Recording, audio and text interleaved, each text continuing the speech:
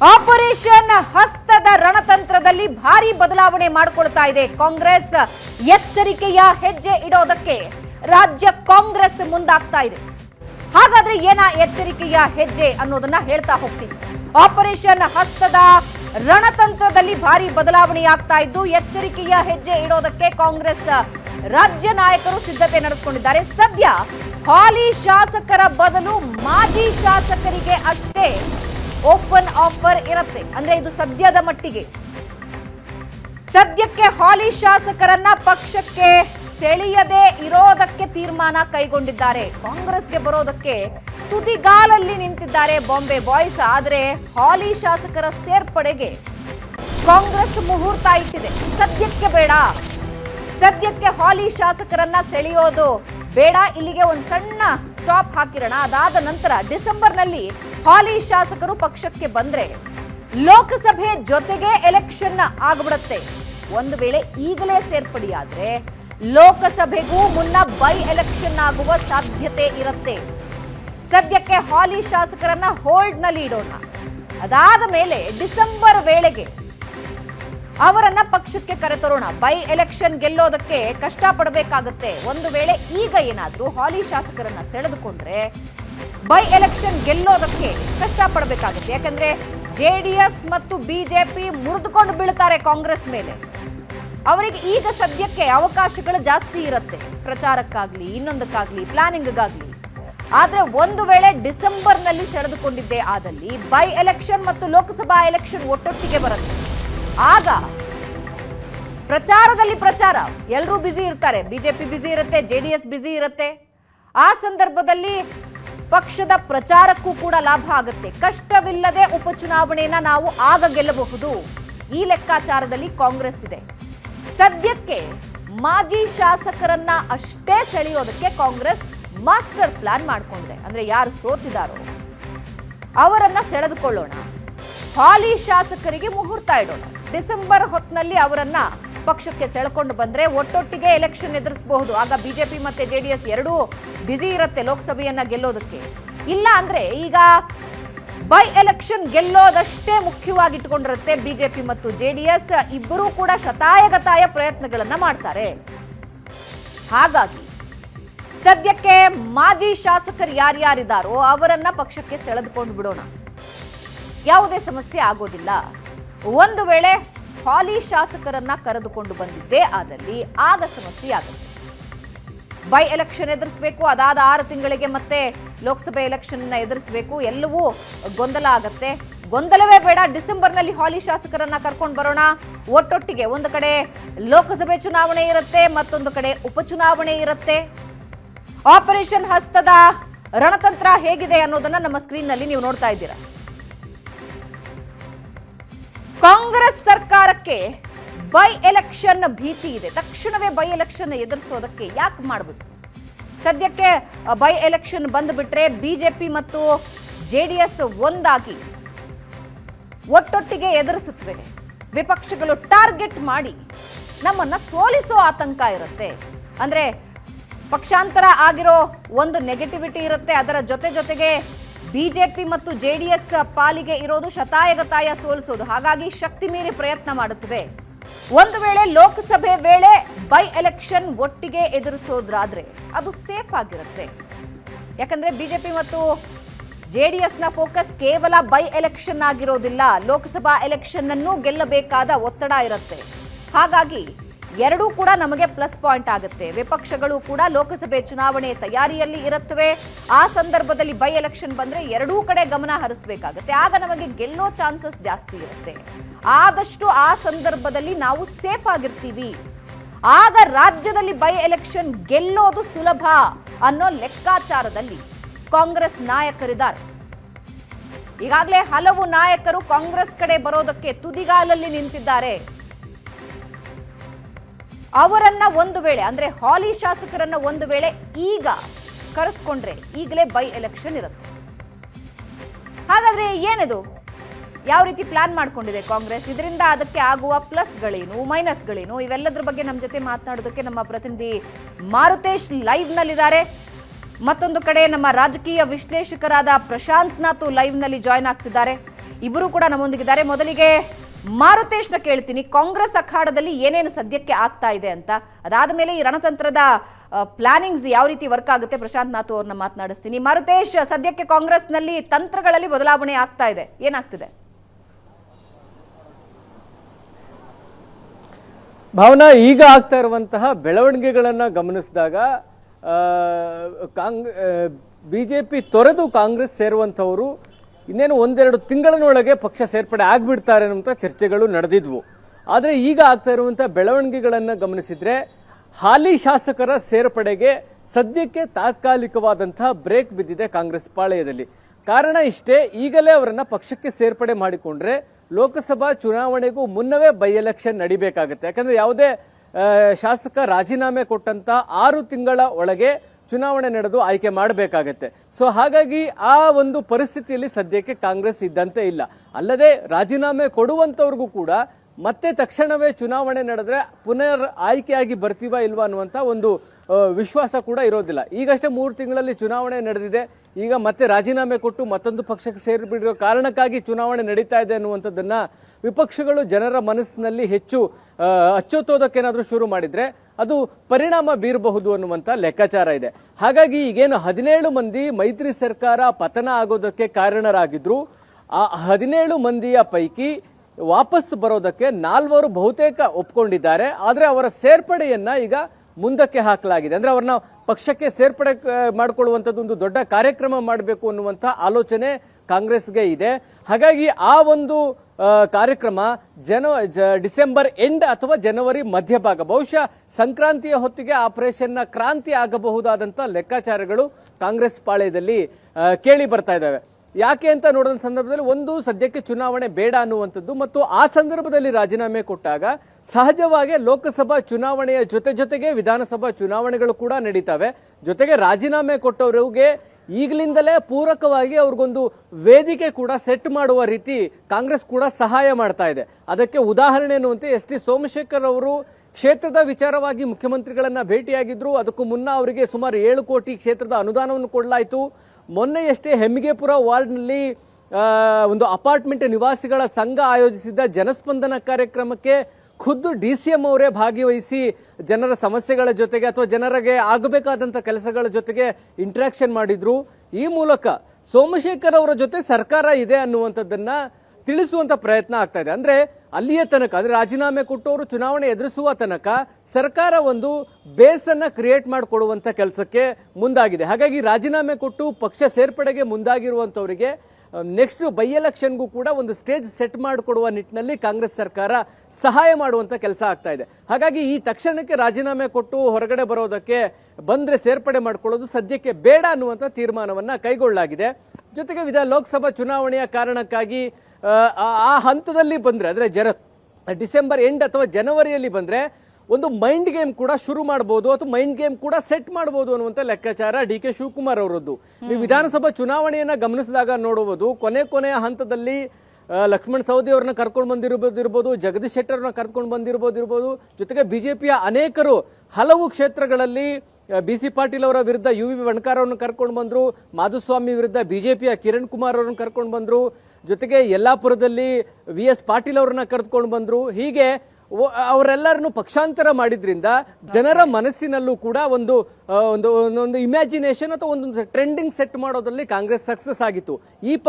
ಈ ಬಾರಿ ಕಾಂಗ್ರೆಸ್ ಪರವಾದಂತ ಒಂದು ಅಲೆ ಇದೆ ಅನ್ನೋದನ್ನ ಜನರ ಮನಸ್ಸಿನಲ್ಲಿ ಉಳಿಸುವಂತ ಪ್ರಯತ್ನವನ್ನ DK ಶಿವಕುಮಾರ್ ಅವರು ಮಾಡಿದ್ರು. ಹಾಗಾಗಿ ಯಾವುದೇ ಪಕ್ಷ ಸೇರ್ಪಡೆ ಇದ್ದಾಗಲೂ ಖುದ್ದು DK ಶಿವಕುಮಾರ್ ಅವರೇ ವಿಧಾನಸಭಾ ಚುನಾವಣೆ ಸಂದರ್ಭದಲ್ಲಿ ಬಂದು ಪಕ್ಷ ಸೇರ್ಪಡೆ ಮಾಡೋದ್ರ ಮೂಲಕ ಒಂದು ಮೆಸೇಜ್ ಅನ್ನು ಪಾಸ್ ಮಾಡಿದ್ರು. ಹೀಗಾಗಿ ಲೋಕಸಭಾ ಚುನಾವಣೆಯ ಸಮೀಪ ಇರುವಂತಹ ಸಂದರ್ಭದಲ್ಲಿ ಈ ಪಕ್ಷಾಂತರ ಪರ್ವ ಅಥವಾ ಈ ಪಕ್ಷಾಂತರದ ಒಂದು ದೊಡ್ಡ ಕಾರ್ಯಕ್ರಮ ಮಾಡೋದ್ರಿಂದ ಲೋಕಸಭಾ ಚುನಾವಣೆಗೂ ಕೂಡ ಒಂದು ಮೈಂಡ್ ಸೆಟ್ ಅನ್ನ ಫಿಕ್ಸ್ ಮಾಡುವ ರೀತಿಯಲ್ಲಿ ಈಗ ಆಪರೇಷನ್ ಹಸ್ತದ ಬ್ಲೂ ಪ್ರಿಂಟ್ಗಳು ರೆಡಿ ಆಗ್ತಾ ಇದೆ. ಡಿಸೆಂಬರ್ ಮತ್ತು ಜನವರಿಯಲ್ಲಿ ಸಂದರ್ಭದಲ್ಲಿ ಆಪರೇಷನ್ ನಡೀಬಹುದು ಅಂತ ಹೇಳಲಾಗ್ತಾ ಇದೆ. ಭಾವನಾ, ಡಿಸೆಂಬರ್ ಮತ್ತು ಜನವರಿಯಲ್ಲಿ ಹಾಲಿ ಶಾಸಕರನ್ನ ಪಕ್ಷಕ್ಕೆ ಸೆಳೆಯೋದಕ್ಕೆ ಈಗ ಸದ್ಯಕ್ಕೆ ಕಾಂಗ್ರೆಸ್ ನಿರ್ಧಾರ ಮಾಡಿದೆ. ಆದರೆ ಯಾರ್ಯಾರು DCM ಕಾಂಟ್ಯಾಕ್ಟ್ ಅಲ್ಲಿದ್ದಾರೆ, CM ಕಾಂಟ್ಯಾಕ್ಟ್ ಅಲ್ಲಿದ್ದಾರೆ, ಅದೇನು ಮುಚ್ಚಿಡುವಂತಹ ವಿಷಯ ಅಲ್ಲ ಬಿಜೆಪಿಯ ಪಾಲಿಗೆ. ಎರಡು ದೋಣಿ ಮೇಲೆ ಕಾಲಿಟ್ಟಂಗೆ ಆಗೋದಿಲ್ವಾ? ಹೊರಗೆ ಹೋಗೋದಕ್ಕೂ ಆಗ್ತಾ ಇಲ್ಲ, ಒಳಗೆ ಬರೋದಕ್ಕೂ ಆಗ್ತಾ ಇಲ್ಲ. ಎಸ್ ಟಿ ಸೋಮಶೇಖರ್ ಅವ್ರನ್ನೇ ಉದಾಹರಣೆಯಾಗಿ ತಗೊಳ್ಳೋಣ. ಇವಾಗ ಒಂದು ಹೇಳಿಕೆ ಕೊಟ್ಟಿದ್ದಾರೆ, ಮೋದಿ ಅವ್ರನ್ನ ಕರೆಯೋದಕ್ಕೆ ಬಸ್ಗಳನ್ನು ಅರೇಂಜ್ ಮಾಡಿಸಿದ್ರು, ಆದರೆ ನನ್ನನ್ನು ಯಾರೂ ಕರೆದಿಲ್ಲ ಅನ್ನೋ ಸಿಟ್ಟು ಹೊರ ಹಾಕೋದ್ರ ಮೂಲಕ ನನ್ನನ್ನು ಮೂಲೆ ಗುಂಪು ಮಾಡ್ತಿದ್ದಾರೆ ಅನ್ನೋದನ್ನ ತೋರಿಸ್ಕೊಂಡು ಕಾಂಗ್ರೆಸ್ಗೆ ಹೋಗೋ ಪ್ರಯತ್ನನ ಎಸ್ ಟಿ ಸೋಮಶೇಖರ್ ಅವರು ಮಾಡಿದ್ದಾರೆ. ಆದರೆ ಇದು ಹೆಂಗೆ ಡೋಲಾಯಮಾನ ಆಗ್ಬಿಡಲ್ವಾ ಹಾಲಿ ಶಾಸಕರ ಪರಿಸ್ಥಿತಿ? ಇಲ್ಲ, ಹಾಲಿ ಶಾಸಕರಿಗೆ ಆ ಥರದ ಒಂದು ಪರಿಸ್ಥಿತಿಯನ್ನು ಕ್ರಿಯೇಟ್ ಮಾಡಿಕೊಂಡೇ ಹೋಗಬೇಕಾಗುತ್ತೆ. ಈಗ ಎಸ್ ಟಿ ಸೋಮಶೇಖರ್ ಉದಾಹರಣೆ ತಾವು ಹೇಳ್ತಾ ಇದ್ರಿ. ಈಗ ಎಸ್ ಟಿ ಸೋಮಶೇಖರ್ ಬೆಂಬಲಿಗರೆಲ್ಲರೂ ಕೂಡ ಬಹುತೇಕ ಮಂದಿ ಕಾಂಗ್ರೆಸ್ ಸೇರ್ಪಡೆ ಆಗಿ ಹೋಗಿದೆ. ಸೊ ಹೀಗಾಗಿ ಒಂದು ಹಂತ ಹಂತವಾಗಿ ಹೇಗೆ ಕ್ಷೇತ್ರವನ್ನ ಸಂಪೂರ್ಣವಾಗಿ ಅಂದರೆ ಬಿಜೆಪಿಯಲ್ಲಿ ಇರುವಂತಹ ಶಾಸಕರು ಇಡೀ ಕ್ಷೇತ್ರವನ್ನ ಕಾಂಗ್ರೆಸ್ ಪರವಾಗಿ ಕನ್ವರ್ಟ್ ಮಾಡುವಂತಹ ಕೆಲಸಗಳನ್ನ ಯಾವ ರೀತಿ ಮಾಡ್ತಿದ್ದಾರೆ ಅನ್ನೋದಕ್ಕೆ ಇದು ಉದಾಹರಣೆ ಆಗ್ತಾ ಇದೆ. ಯಶವಂತಪುರ ಕ್ಷೇತ್ರ ಮೊದಲನೇದಾಗಿ ಏನಾಗ್ತಾ ಇತ್ತು, ಮುಖ್ಯಮಂತ್ರಿಗಳನ್ನು ಭೇಟಿಯಾದ್ರು, DCM ಅವರನ್ನ ತಮ್ಮ ಕ್ಷೇತ್ರಕ್ಕೆ ಕರೆಸ್ಕೊಂಡಿದ್ರು, ವಿಸಿಟ್ ಮಾಡಿದ್ರು. ಅದಾದ್ಮೇಲೆ ಜನಸ್ಪಂದನ ಕಾರ್ಯಕ್ರಮ ಮಾಡಿದ್ದಾರೆ. ಅವರ ಬೆಂಬಲಿಗರನ್ನ ಈಗ ಕಾಂಗ್ರೆಸ್ಗೆ ಕಳಿಸ್ಕೊಟ್ಟಿದ್ದಾರೆ. ಹೀಗಾಗಿ ಕೆಲವು ಕಾರ್ಯಕ್ರಮಗಳಲ್ಲಿ ಅಂದ್ರೆ ಈಗ ಪ್ರಧಾನಮಂತ್ರಿಯವರು ಬರುವಂತ ಕಾರ್ಯಕ್ರಮಕ್ಕೆ ನಮ್ಮನ್ನು ಯಾರು ಆಹ್ವಾನ ಮಾಡಿಸಲಿಲ್ಲ ಅಂತ ಬೇಸರವನ್ನ ತೋಡಿಕೊಂಡಿದ್ದಾರೆ. ಆ ಮೂಲಕ ಜನರ ಭಾವನೆಯಲ್ಲಿ ಬಿಜೆಪಿ ನಮ್ಮನ್ನ ಕಡೆಗಣಿಸ್ತಾ ಇದೆ ಅನ್ನೋದನ್ನ ಒಂದು ಬಿಲ್ಡ್ ಮಾಡುವಂಥ ಕೆಲಸವನ್ನು ಕೂಡ ಎಸ್ ಟಿ ಸೋಮಶೇಖರ್ ಮಾಡ್ತಾ ಇದ್ದಾರೆ. ಇದೇ ರೀತಿಯಾದಂತಹ ಪರಿಸ್ಥಿತಿ ಈಗ ಬೇರೆ ಬೇರೆ ಯಾರು ಕಾಂಗ್ರೆಸ್ ಬರೋದಕ್ಕೆ ಒಪ್ಪಿಕೊಂಡಿರುವಂತಹ ಶಾಸಕರಿದ್ದಾರೆ, ಅವರು ಇದೇ ಮಾದರಿಯಲ್ಲಿ ತಮ್ಮ ಕ್ಷೇತ್ರವನ್ನ ಸೆಟ್ ಮಾಡ್ತಾ ಇದ್ದಾರೆ. ಕೊನೆಗೆ ಬಿಡುವಂತ ಸಂದರ್ಭದಲ್ಲಿ ರಾಜ್ಯ ನಾಯಕರ ವಿರುದ್ಧ ವಾಗ್ದಾಳಿ ಮಾಡಿ ಬಿಡ್ತಾರೆ ಮತ್ತು ಮೋದಿ ಅವರನ್ನ ವಿರೋಧಿಸಿ ಟೀಕಿಸಿ ಪಕ್ಷವನ್ನ ಬಿಡುವಂತಹ ತೀರ್ಮಾನವನ್ನ ಕೈಗೊಂಡಂಗೆ ಕಾಣಿಸ್ತಾ ಇದೆ. ಪಕ್ಷ ಬಿಡುವಂತವರಿಗೆ ಯಾವುದೇ ಡೋಲಾಯಮಾನ ಪರಿಸ್ಥಿತಿ ಇಲ್ಲ. ಅವರು ಮೆಂಟಲಿ ಪ್ರಿಪೇರ್ ಆಗಿದ್ದಾರೆ. ಯಾವ ಕಾರಣಕ್ಕಾಗಿ ನಾವು ಹೋಗ್ತಾ ಇದೀವಿ, ನಮ್ಮ ಭವಿಷ್ಯದ ದೃಷ್ಟಿಯಿಂದ ಯಾವ ಕಾರಣಕ್ಕಾಗಿ ನಾವು ಈ ತೀರ್ಮಾನವನ್ನು ತೆಗೆದುಕೊಂಡಿದ್ದೀವಿ ಅನ್ನೋದನ್ನು ಕೂಡ ಹೇಳಿಯೇ ಪಕ್ಷ ಬಿಡುವಂತ ತೀರ್ಮಾನಗಳಾಗ್ತಾ ಇದೆ. ಅದಕ್ಕೊಂದು ವೇದಿಕೆ ಕೂಡ ಈಗ ನಿಧಾನಕ್ಕೆ ಸಿದ್ಧವಾಗ್ತಾ ಇದೆ. ಭಾವನಾ, ಎಸ್ ಪ್ರಶಾಂತ್ ನಾಥು ನಮ್ಮ ಜೊತೆ ಇದ್ದಾರೆ, ನಮ್ಮ ರಾಜಕೀಯ ವಿಶ್ಲೇಷಕರು. ಪ್ರಶಾಂತ್, ವಲಸೆ ಹೋಗೋ ನಾಯಕರು, ವಲಸೆ ಹೋಗೋ ಶಾಸಕರ ಬಗ್ಗೆ ನಾವು ಪ್ರತಿನಿತ್ಯವೂ ಅಪ್ಡೇಟ್ಸ್ ಕೊಡ್ತಾ ಇದ್ದೀವಿ. ಆದರೆ ಕಾಂಗ್ರೆಸ್ನ ಈ ಸ್ಟ್ರಾಟಜಿ ಏನಿದೆ ಅಂದರೆ ಈಗ ಹಾಲಿ ಶಾಸಕರನ್ನ ಸೆಳೆಯೋದಿಲ್ಲ, ಡಿಸೆಂಬರ್ ಜನವರಿಯ ಹೊತ್ತಿಗೆ ಸೆಳೆದುಕೊಳ್ಳೋದ್ರಿಂದಾಗಿ ಅದು ಪ್ಲಸ್ ಆಗುತ್ತೆ. ಒಟ್ಟೊಟ್ಟಿಗೆ ಲೋಕಸಭಾ ಎಲೆಕ್ಷನ್ ಮತ್ತು ಬೈ ಎಲೆಕ್ಷನ್ ಒಟ್ಟೊಟ್ಟಿಗೆ ಎದುರಿಸಬಹುದು ಮತ್ತು ಗೆಲ್ಲಬಹುದು ಅನ್ನೋ ವಿಶ್ವಾಸದಲ್ಲಿದೆ ಕಾಂಗ್ರೆಸ್. ಭವನ ನೋಡಿ, ಎಲ್ಲೂ ಕೂಡ ಕಾಂಗ್ರೆಸ್ ನಾಯಕರು ಇಲ್ಲ ನಾಳೆನೇ ರಾಜೀನಾಮೆ ಕೊಟ್ಟು ಬಂದುಬಿಡ್ತಾರೆ ಅಂತಕ್ಕಂಥದ್ದನ್ನು ಹೇಳಿರಲಿಲ್ಲ. ಹಾಲಿ ಶಾಸಕರನ್ನು ಒಂದು ರೀತಿಯಲ್ಲಿ ಅರ್ಧ BJPಯಿಂದ ಹೊರಗೆ ತಂದು ಇಟ್ಟರೆ ಅಷ್ಟರ ಮಟ್ಟಿಗೆ BJP ಮೇಲೆ ಒಂದು ಪ್ರೆಷರ್ ಬಿಲ್ಡಪ್ ಆಗುತ್ತೆ. BJPಯ ಕಾರ್ಯಕರ್ತರಲ್ಲಿ ಒಂದಿಷ್ಟು ದ್ವಂದ್ವಗಳು ಇರ್ತವೆ. ಜೊತೆಗೆ ಆ ಶಾಸಕರ ಬೆಂಬಲಿಗರನ್ನು ಕಾಂಗ್ರೆಸ್ಸಿಗೆ ಸೇರಿಸ್ಕೊಂಡು ಲೋಕಸಭಾ ಚುನಾವಣೆಯ ಸಂದರ್ಭದಲ್ಲೇ ಅವರನ್ನು ತರಬೇಕು ಅಂತಕ್ಕಂಥದ್ದು ಕಾಂಗ್ರೆಸ್ ಪ್ಲ್ಯಾನ್ ಮೊದಲಿಂದಲೇ ಮಾಡಿತ್ತು ಅಂತ ಅನಿಸುತ್ತೆ. ಯಾಕಂದರೆ ಇಲ್ಲವಾದಲ್ಲಿ ಎಸ್ ಟಿ ಸೋಮಶೇಖರ್ ಬೆಂಬಲಿಗರನ್ನು DK ಶಿವಕುಮಾರ್ ಅವರೆಲ್ಲ ಕಾರ್ಪೊರೇಟರ್ಗಳನ್ನು ಕಾಂಗ್ರೆಸ್ಸಿಗೆ ಸೇರಿಸ್ಕೊಂಡ್ರು, ಎಸ್ ಟಿ ಸೋಮಶೇಖರನ್ನು ಸೇರಿಸ್ಕೊಳ್ಳಿಲ್ಲ. ಯಾಕಂದರೆ ಎಸ್ ಟಿ ಸೋಮಶೇಖರ್ ಈಗೇನಾದರೂ ರಾಜೀನಾಮೆ ನೀಡಿ ಬಂದರೆ ಲೋಕಸಭಾ ಚುನಾವಣೆಗೆ ಮುಂಚೆಯೇ ಉಪಚುನಾವಣೆಗಳು ನಡೀತವೆ. ಆ ಉಪಚುನಾವಣೆಗಳು ಒಂದು ರೀತಿಯಲ್ಲಿ ಸಿದ್ದರಾಮಯ್ಯನವರ ಸರ್ಕಾರದ ಮಾಪದಂಡವಾಗ್ತವೆ, ಅದರ ಜನಪ್ರಿಯತೆಯ ಮಾಪದಂಡವಾಗಿ ಆ ಉಪಚುನಾವಣೆಗಳು ಇರ್ತವೆ. ಆ ಕಾರಣದಿಂದ ಕಾಂಗ್ರೆಸ್ಗೆ ರಿಸ್ಕ್ ಬೇಕಾಗಿರಲಿಲ್ಲ. ಲೋಕಸಭಾ ಚುನಾವಣೆಯ ಜೊತೆಗೆ ಉಪಚುನಾವಣೆಗಳು ನಡೆದರೆ ಅಷ್ಟರ ಮಟ್ಟಿಗೆ ಲೋಕಸಭಾ ಚುನಾವಣೆಯ ತಯಾರಿಯಲ್ಲೂ ಸರ್ಕಾರ ಇರುತ್ತೆ, ಕಾರ್ಯಕರ್ತರು ಇರ್ತಾರೆ, ಬೂತ್ವರೆಗೆ ತಲುಪಲೇಬೇಕಾಗತ್ತೆ. ಆಗ ವಿಧಾನಸಭಾ ಚುನಾವಣೆ ಇದ್ದರೆ ಎಸ್ ಟಿ ಸೋಮಶೇಖರ್ ಬೆಂಬಲಿಗರೇ ಲೋಕಸಭಾ ಚುನಾವಣೆಯನ್ನು ಅರ್ಧ ಮಾಡ್ತಾರೆ ಅಂತಕ್ಕಂಥದ್ದು ಕಾಂಗ್ರೆಸ್ನ ಪ್ಲ್ಯಾನ್ ಮತ್ತು ಸ್ಟ್ರಾಟಜಿ ಇದ್ದ ಹಾಗೆ ಕಾಣ್ತಾ ಇದೆ. ಆದರೆ ಅದಕ್ಕಿಂತ ಮುಂಚೆ ಎಸ್ ಟಿ ಸೋಮಶೇಖರ್, ಶಿವರಾಮ್ ಹೆಬ್ಬಾರ್, ಭೈರತಿ ಬಸವರಾಜ್, ಮುನಿರತ್ನ ಮತ್ತು ಗೋಪಾಲಯ್ಯ ಅವರನ್ನು ಸೆಳೆದುಕೊಳ್ಳುವ ಪ್ರಯತ್ನವನ್ನು ಕಾಂಗ್ರೆಸ್ ಏನು ಮಾಡಿತ್ತು, ಅದು BJPಯನ್ನು ಒಂದು ರೀತಿ ಕಾನ್ಸ್ಟಂಟ್ ಪ್ರೆಷರ್ನಲ್ಲಿ ಇಡ್ತಕ್ಕಂಥ ಪ್ರಯತ್ನ. BBMP ಚುನಾವಣೆಗಳು ನಡೀತಾ ಇವೆ, ಶಾಸಕರು ಅಧಿಕೃತವಾಗಿ BJPಯಲ್ಲಿದ್ದಾರೆ, ಮಾನಸಿಕವಾಗಿ ಅವರು BJPಯಲ್ಲಿಲ್ಲ. ಶಾಸಕರ ಬೆಂಬಲಿಗರು ಈಗಾಗಲೇ ಕಾಂಗ್ರೆಸ್ಗೆ ಹೋಗ್ಬಿಟ್ಟಿದ್ದಾರೆ.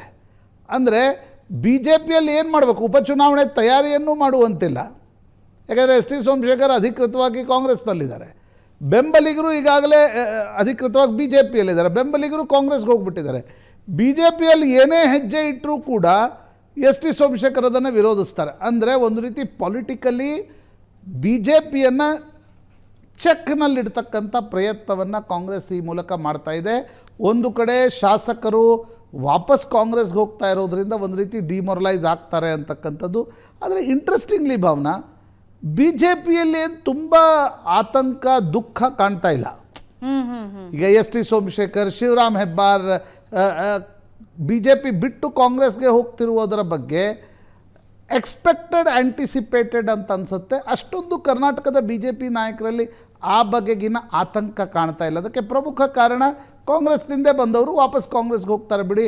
ಲಾಸ್ಟ್ ಲೋಕಸಭಾ ಇಲೆಕ್ಷನ್ಸ್ನಲ್ಲೇನು Shivaram Hebbar B J P ಪರ ಮಾಡಿರಲಿಲ್ಲ, S T Somashekhar B J P ಪರ ಮಾಡಿರಲಿಲ್ಲ. ಆ ಕಾರಣದಿಂದ ಯಾಕೆ ತಲೆ ಕೆಡಿಸ್ಕೊಳ್ಬೇಕು ಅನ್ನುವ ರೀತಿಯಲ್ಲಿ ಒಂದಿದ್ದರೆ, ಬಿ ಜೆ ಪಿಯಲ್ಲಿ ಇದನ್ನು ಹ್ಯಾಂಡಲ್ ಮಾಡ್ತಕ್ಕಂಥ, ಪೊಲಿಟಿಕಲಿ ಮ್ಯಾನೇಜ್ ಮಾಡ್ತಕ್ಕಂಥ, ಪೊಲಿಟಿಕಲಿ ಫೈರ್ ಫೈಟಿಂಗ್ ಮಾಡ್ತಕ್ಕಂಥ ನಾಯಕತ್ವ ಇಲ್ಲ ಅನ್ನೋದು ಕೂಡ ಒಂದು ಕಾರಣ.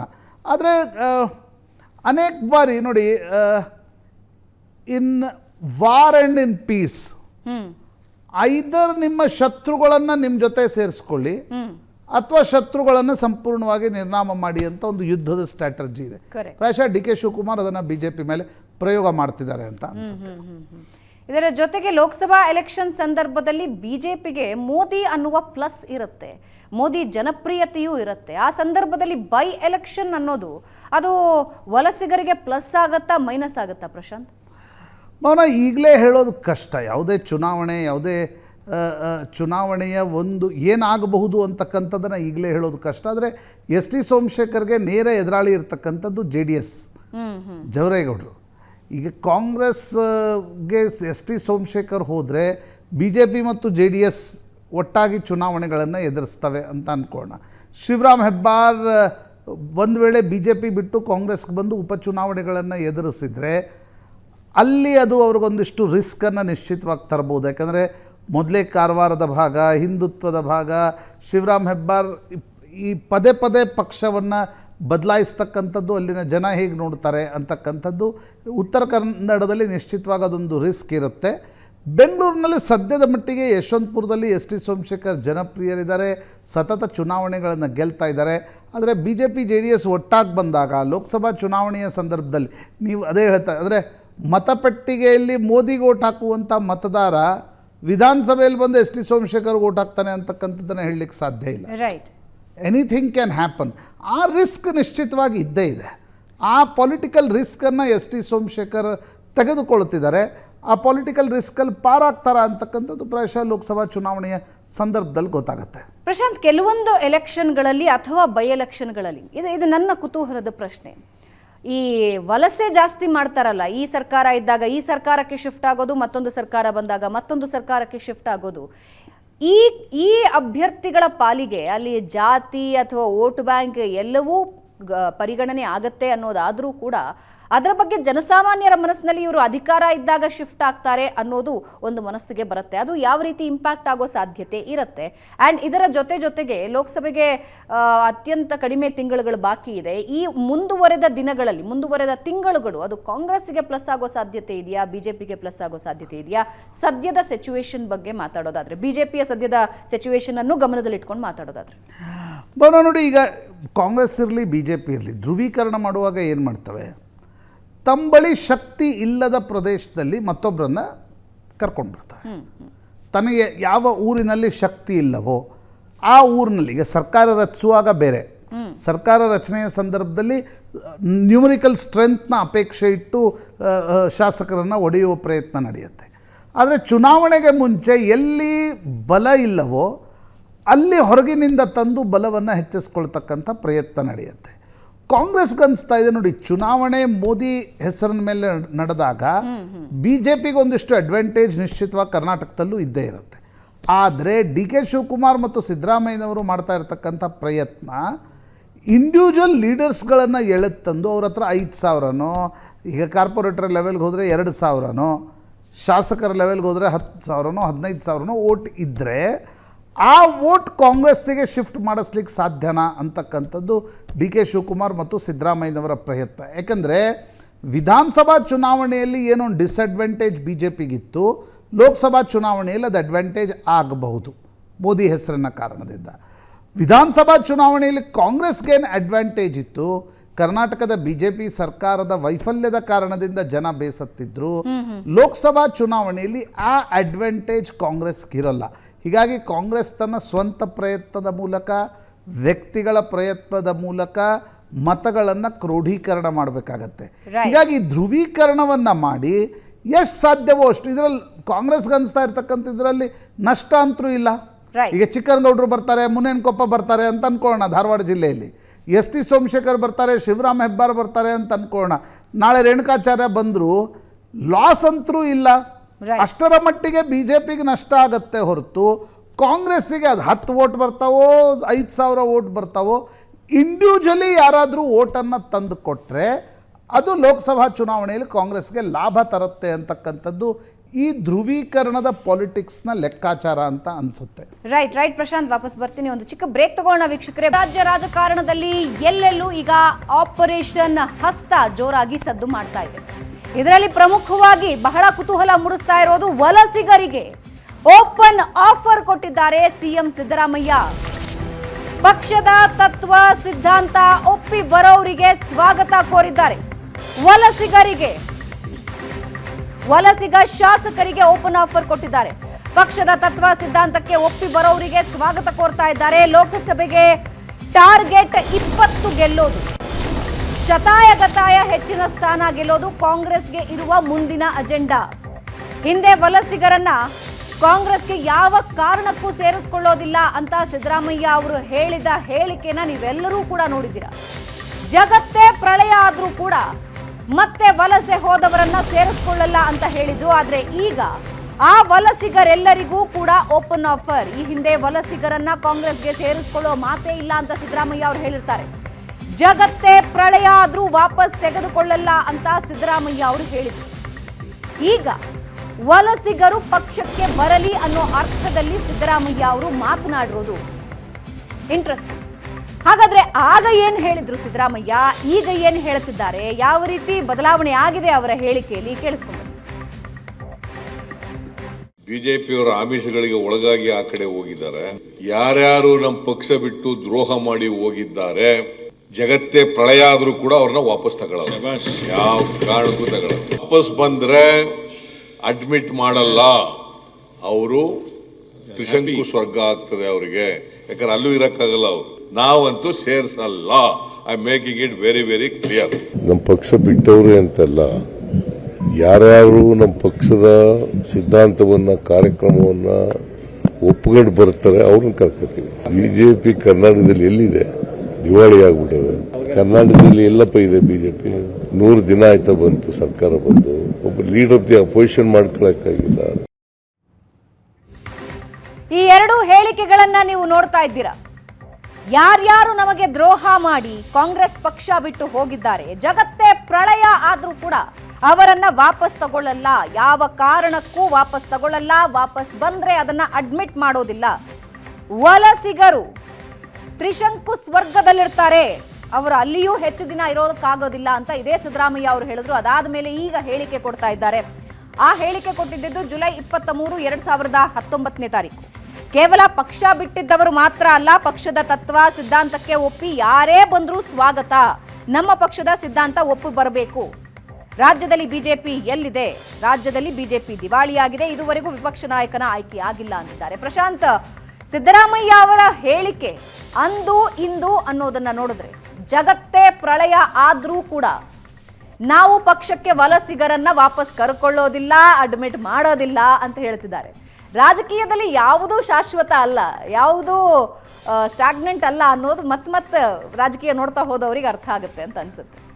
ಭಾವನಾ ಜೋ ಬೀದ್ ಗೈ ಓ ಬಾತ್ ಗೈ. ಪ್ರಾಯಶಃ 4 ವರ್ಷದ ಹಿಂದೆ ಏನು ರಾಜಕಾರಣದ ಪರಿಸ್ಥಿತಿ ಇತ್ತು, ಆಗ ಸಿದ್ದರಾಮಯ್ಯನವರು ಆಕ್ರೋಶದಲ್ಲಿ ಆ ಮಾತನ್ನು ಹೇಳಿದರು. ಆದರೆ ಇವತ್ತು ಪರಿಸ್ಥಿತಿ ಬೇರೆ ಇದೆ. ಇವತ್ತು ಸರ್ಕಾರ ಬಂದಿದೆ, ಇಡೀ ದೇಶದಲ್ಲಿ BJPಯನ್ನು ಮಣಿಸಿ ಕಾಂಗ್ರೆಸ್ ಅಧಿಕಾರಕ್ಕೆ ಬಂದಿದೆ. ಕಾಂಗ್ರೆಸ್ ಹೈಕಮಾಂಡ್ ಮತ್ತು ನಾಯಕರಿಗೆ ಅನಿಸ್ತಾ ಇರ್ತಕ್ಕಂಥದ್ದು ಈ ಸಂದರ್ಭದಲ್ಲಿ ಕರ್ನಾಟಕದ BJP ಒಂದು ರೀತಿಯ ಹತಾಶ ಪರಿಸ್ಥಿತಿಯಲ್ಲಿರುವಾಗಲೇ ಹೆಚ್ಚು ಇನ್ನಷ್ಟು BJPಯನ್ನು ದುರ್ಬಲಗೊಳಿಸಿದರೆ ಅದರ ಲಾಭ ಲೋಕಸಭಾ ಚುನಾವಣೆ. ನೋಡಿ, ಕಾಂಗ್ರೆಸ್ನ ಹೈಕಮಾಂಡ್ಗೆ ಏನು ಬೇಕು? ಲೋಕಸಭಾ ಚುನಾವಣೆಯಲ್ಲಿ ಹೆಚ್ಚಿನ ಸೀಟ್ಗಳು ಬೇಕು. ಅದಕ್ಕೆ ಪಾಲಿಟಿಕ್ಸ್ನಲ್ಲಿ ನಿಮಗೆ ರೂಲ್ ಬುಕ್ನಲ್ಲಿ ಇರುವ, ರೂಲ್ ಬುಕ್ನಲ್ಲಿ ಇಲ್ಲದೆ ಇರುವ ಎಲ್ಲ ಅಸ್ತ್ರಗಳನ್ನು ಪ್ರಯೋಗಿಸ್ಲಿಕ್ಕೂ ಕೂಡ ಹೈಕಮಾಂಡ್ ಒಪ್ಪಿಗೆಯನ್ನು ಕೊಡುತ್ತೆ. ಡಿ ಕೆ ಶಿವಕುಮಾರ್ ಕಳೆದ ಒಂದೂವರೆ ತಿಂಗಳಿಂದ ಅದೇ ಪ್ರಯತ್ನವನ್ನು ಮಾಡ್ತಾಯಿದ್ದಾರೆ. ಕಾರ್ಪೊರೇಟರ್ಗಳನ್ನು ಸೆಳೆಯೋದು, ಹಾಲಿ ಶಾಸಕರನ್ನು ಸೆಳೆಯೋದು, ಮಾಜಿ ಶಾಸಕರನ್ನು ಸೆಳೆಯೋದು, ಎಲ್ಲಿ ಸಂಸದರಿಗೆ ಟಿಕೆಟ್ ಕೊಡಲಿಕ್ಕೆ ಸಾಧ್ಯ ಇಲ್ಲವೋ BJP ಸಂಸದರನ್ನು ಅಲ್ಲಿ ಸೆಳೀಲಿಕ್ಕೆ ಸಾಧ್ಯನಾ ಅಂತಕ್ಕಂಥ ಪ್ರಯತ್ನ. ಪ್ರಾಯಶಃ ಸಿದ್ದರಾಮಯ್ಯನವರು ಕೂಡ ಅದಕ್ಕೆ ಇವತ್ತು ದನಿಗೂಡಿಸಿದ್ದಾರೆ. ಸಾರ್ವಜನಿಕವಾಗಿತ್ತು, ಇಲ್ಲ ಸಿದ್ದರಾಮಯ್ಯನವರ ಒಪ್ಪಿಗೆ ಇದೆಯೋ ಇಲ್ವೋ ಅಂತಕ್ಕಂಥದ್ದು. ಆದರೆ ಸಿದ್ದರಾಮಯ್ಯನವರು ಸ್ಪಷ್ಟವಾಗಿ ಹೇಳಿದ್ದಾರೆ, ಯಾರು ಬರೋರಿದ್ದರೂ ಕೂಡ ಒಪ್ಪಿಗೆ ಇರುತ್ತೆ ಅಂತಕ್ಕಂಥದ್ದು. ಯಾವ ರಾಜಕಾರಣಿ ಇಲ್ಲಿಯವರೆಗೆ ಸಿದ್ದರಾಮಯ್ಯನವರ ಅನ್ನಷ್ಟೇ ಸ್ಟ್ಯಾಂಡ್ ಅಲೋನ್ ಪ್ರಕರಣ ಅಂತ ಬೇಡ. ಸ್ವತಂತ್ರ ಭಾರತದ ಇತಿಹಾಸದಲ್ಲಿ, ಕರ್ನಾಟಕದ ರಾಜಕಾರಣದ ಇತಿಹಾಸದಲ್ಲಿ ಯಾವ ರಾಜಕಾರಣಿ ಬೇರೆ ಪಕ್ಷದಿಂದ ಶಾಸಕರು, ಮಾಜಿ ಶಾಸಕರು, ಸಂಸದರು, ಮಾಜಿ ಸಂಸದರು ಬರ್ತಾರೆ ಅಂದಾಗ ಬೇಡ ಬರೋದು ಅಂತಕ್ಕಂಥ ಪ್ರಿನ್ಸಿಪಲ್ ಸ್ಟ್ಯಾಂಡನ್ನು ಯಾವ ರಾಜಕಾರಣಿ ಕೂಡ ತೆಗೆದುಕೊಳ್ಳೋಲ್ಲ.